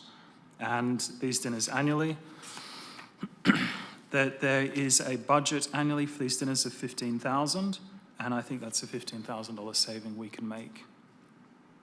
So there is no need to then say, oh, let's refer this back to a committee for more discussion. Why not have the discussion tonight? What's wrong with that? There's been a lot of contention about whether these dinners should occur when it was approved in the policy back then. Not always at those times. People want to then have those discussions, or they say, well, they can see the majority of council members want it, so they don't necessarily contest it at that time. I think tonight we should just make a clear decision. Do people want it or not? We don't need to refer it back. And what extra discussion do we need to refer this back? What additional information do the other councillors need to, if they were of that mind? I don't think there's additional information that needs to be given. I think we can make the decision tonight. So I would encourage everyone to support the motion I've put up to get rid of these dinners. That doesn't mean that they're unappreciation functions. It just means we don't need to hold them anymore. And I'd encourage people not to support a motion to refer back, because we can have the discussion today, and why not? Why not?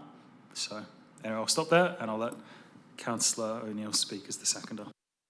Yes, presiding member, I will give the call to Councillor O'Neill as seconder of this motion.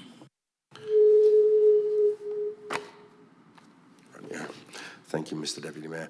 I think Councillor Kingston said everything really, really well on that. Before I became a councillor within the city of Joondalup, I used to hear about these, dinners that were hosted by councils.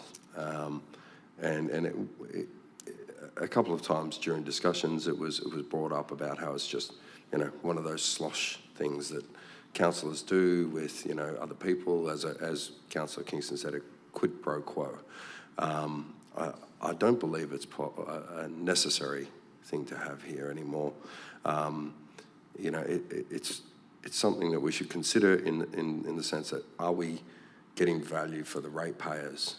Is this something that, if you put it to the pub test, the people in the pub would say, yeah, let's all have a dinner?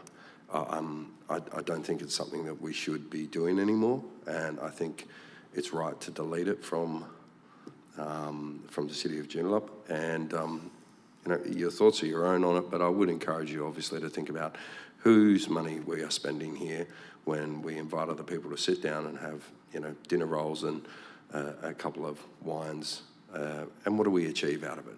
I don't think we achieve much.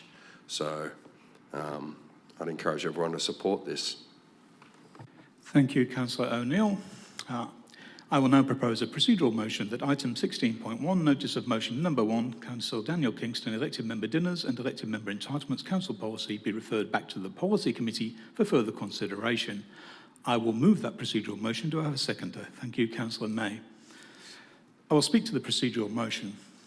Reviewing the policy is a good thing to do, and that is why we have a policy committee. I occasionally make use of the elected member dinners primarily to bring together community members with shared interests, noting that without these elected member dinners, those community members may not have other opportunities to meet each other, establish contacts and discuss matters of shared interest. By means of example, myself and Councillor Vinchulo brought together community members from the visual arts sector last month, and later this week we will do the same for community members from the performing arts community. As well as having discussions over dinner, we take the opportunity to inform these community members regarding the status of relevant matters that the City and Council are currently progressing. It should therefore be clearly noted by all elected members that these dinners can be undertaken for a clear community interest purpose. These opportunities will be lost if elected member dinners were to be removed.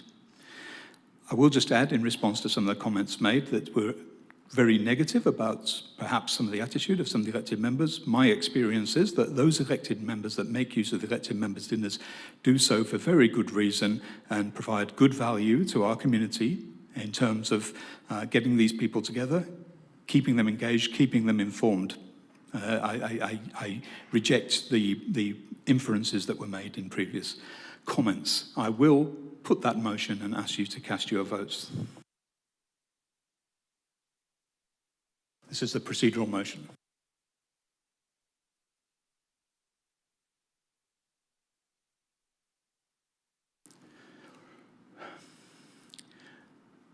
I declare the voting closed and the procedural motion is carried. Thank you. Deputy Mayor, I have a point of order. Yes, Councillor Hutton. Yes, What is your point of order? It's to do with an adverse reflection that was made in the previous debate. I wasn't going to raise it, but I feel I must. There was a reference made to quid pro quo. It was made multiple times during the last discussion. I'm happy for governance to, I guess, make a decision on it, but or you as the chair of the meeting, but I feel there was an insinuation there that did adversely reflect on local councillors, that there was somehow something out of ordinary that was happening here. And as I say, I reluctantly move the point of order, but I do feel that it must be addressed, this assertion that there's somehow some form of corruption that's taking place. I think it's very clear that that's not the case, and you know, it should be withdrawn. Thank you, Councillor Hutton, for your point of order. I will comment on that point of order. I would suggest that during the speeches or the debate by the mover and seconder of that motion, whilst not specifically naming any elected members, there was a general aspersion on the motives of elected members and the reasons for doing these elected member dinners, which, from my perspective, I don't think bears any resemblance to reality. I was close to ruling on adverse reflection, and only because A, specific elected members weren't named, and B, I knew I would have the opportunity to provide an alternative narrative to the elected member dinners for the benefit of everybody in attendance tonight. I note that Councillor Kingston is keen to talk, so my feeling is that there is merit in the point of order, and I would encourage reflection of elected members who spoke negatively about these elected members to consider whether they may wish to amend their words. Thank you. Councillor Kingston? Could I make a personal explanation? Please. That's acceptable. Firstly, on the point of quid pro quo, I wish to put that back in the context. It's not the exact word. I use those words, but words are just as important as the context of the words. The context of the words was an experience that I had specifically with certain clubs, and I don't wish to name those, but certain clubs had an expectation of me that I was to invite them to those dinners, and that was the context of the phrase quid pro quo. As far as the point of order itself, the point of order actually contains an adverse reflection. It said that councillors were insinuating corruption. Councillor O'Neill and I both spoke, we never used the word corruption, and we never insinuated corruption. So I'd ask that to be withdrawn. Okay, thank you. Just checking if Councillor O'Neill wishes to comment before I Judge?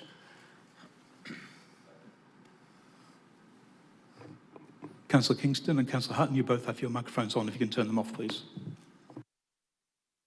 Thank you, Deputy Mayor.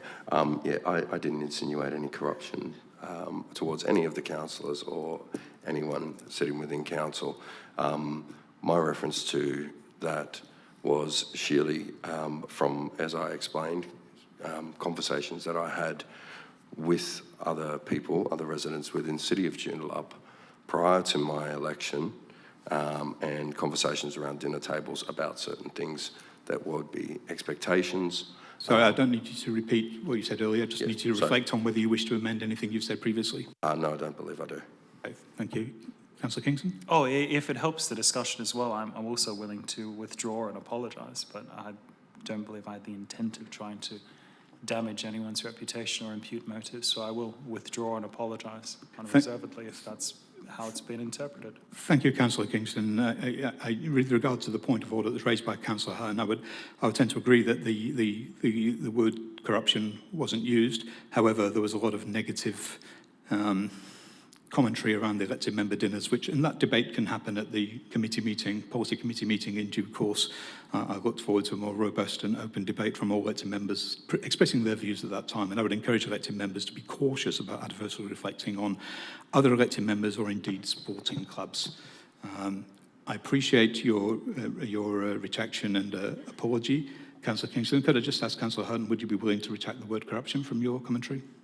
Yeah, after the explanation, I'm happy to do that. I just thought it was open to misinterpretation, so I thank the two councillors for clarifying their comments.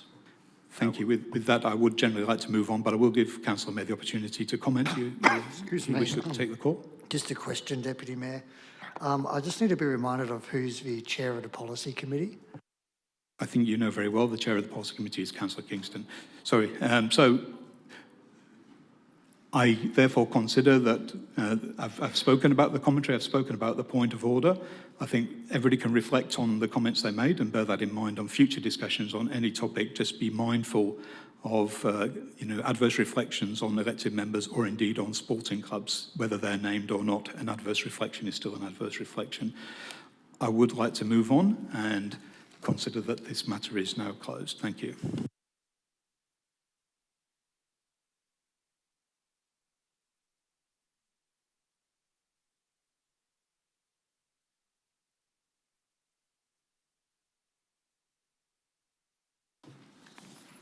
Elected members, I'm now going to move a motion to close the meeting to members of the public as we're going to go into confidential session. I'd appreciate if that motion can be put on the screens. We should be including items 12.3, 12.11, 12.15, 14.1 and 14.2. So this motion is to go into confidential session. I was asked those members of the public to vacate the chamber. You're welcome to come back once the confidential session is finished. Also mindful of the governance that we will move from live video coverage for the confidential session. I just seek confirmation from governance.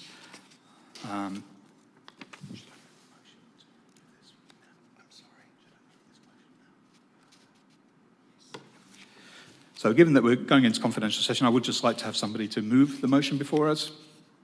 Thank you, Councillor O'Neill, and to second that. Thank you, Councillor Hutton. We see the motion on the screens before us. I'll just wait for the voting screen to activate, or do we need to do that by show of hands? Just checking with governance.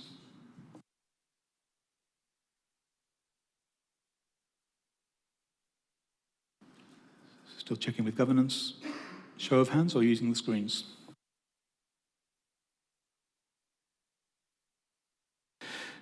Elected members, please cast your votes on this motion using the screens before you.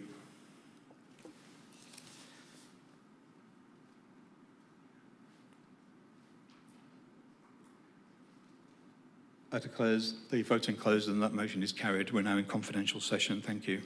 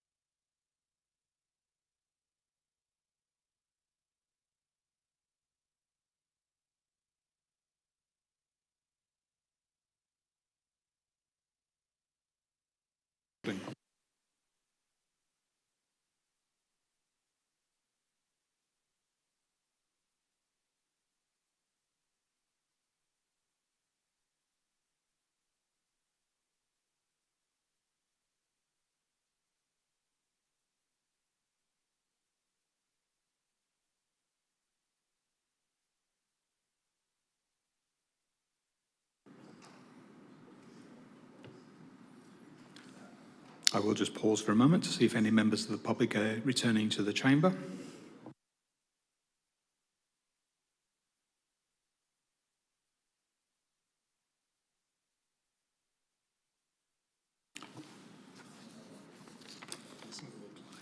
I note that there are no members of the public. I will just read a section. Just bear with me, please. Can we have silence? Excuse me, elected members.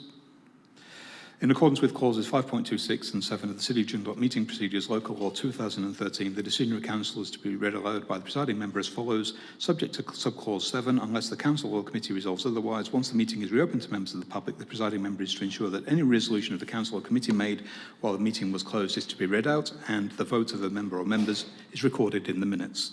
Further, in the event that no member of the public returns to the meeting after it is reopened, the resolution, including the details of any voting, need not be read aloud, but be recorded in the minutes of meeting.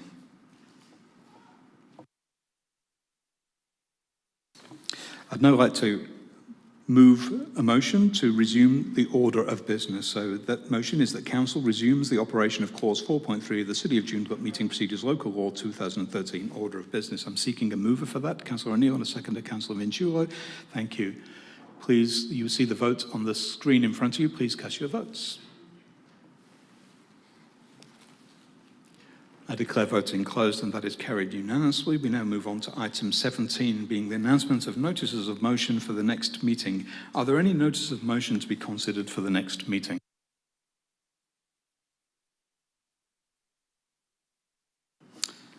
There being none, I will move to item 18. That concludes tonight's council meeting. I hereby close the meeting at 9:37 p.m. Thank you and good evening.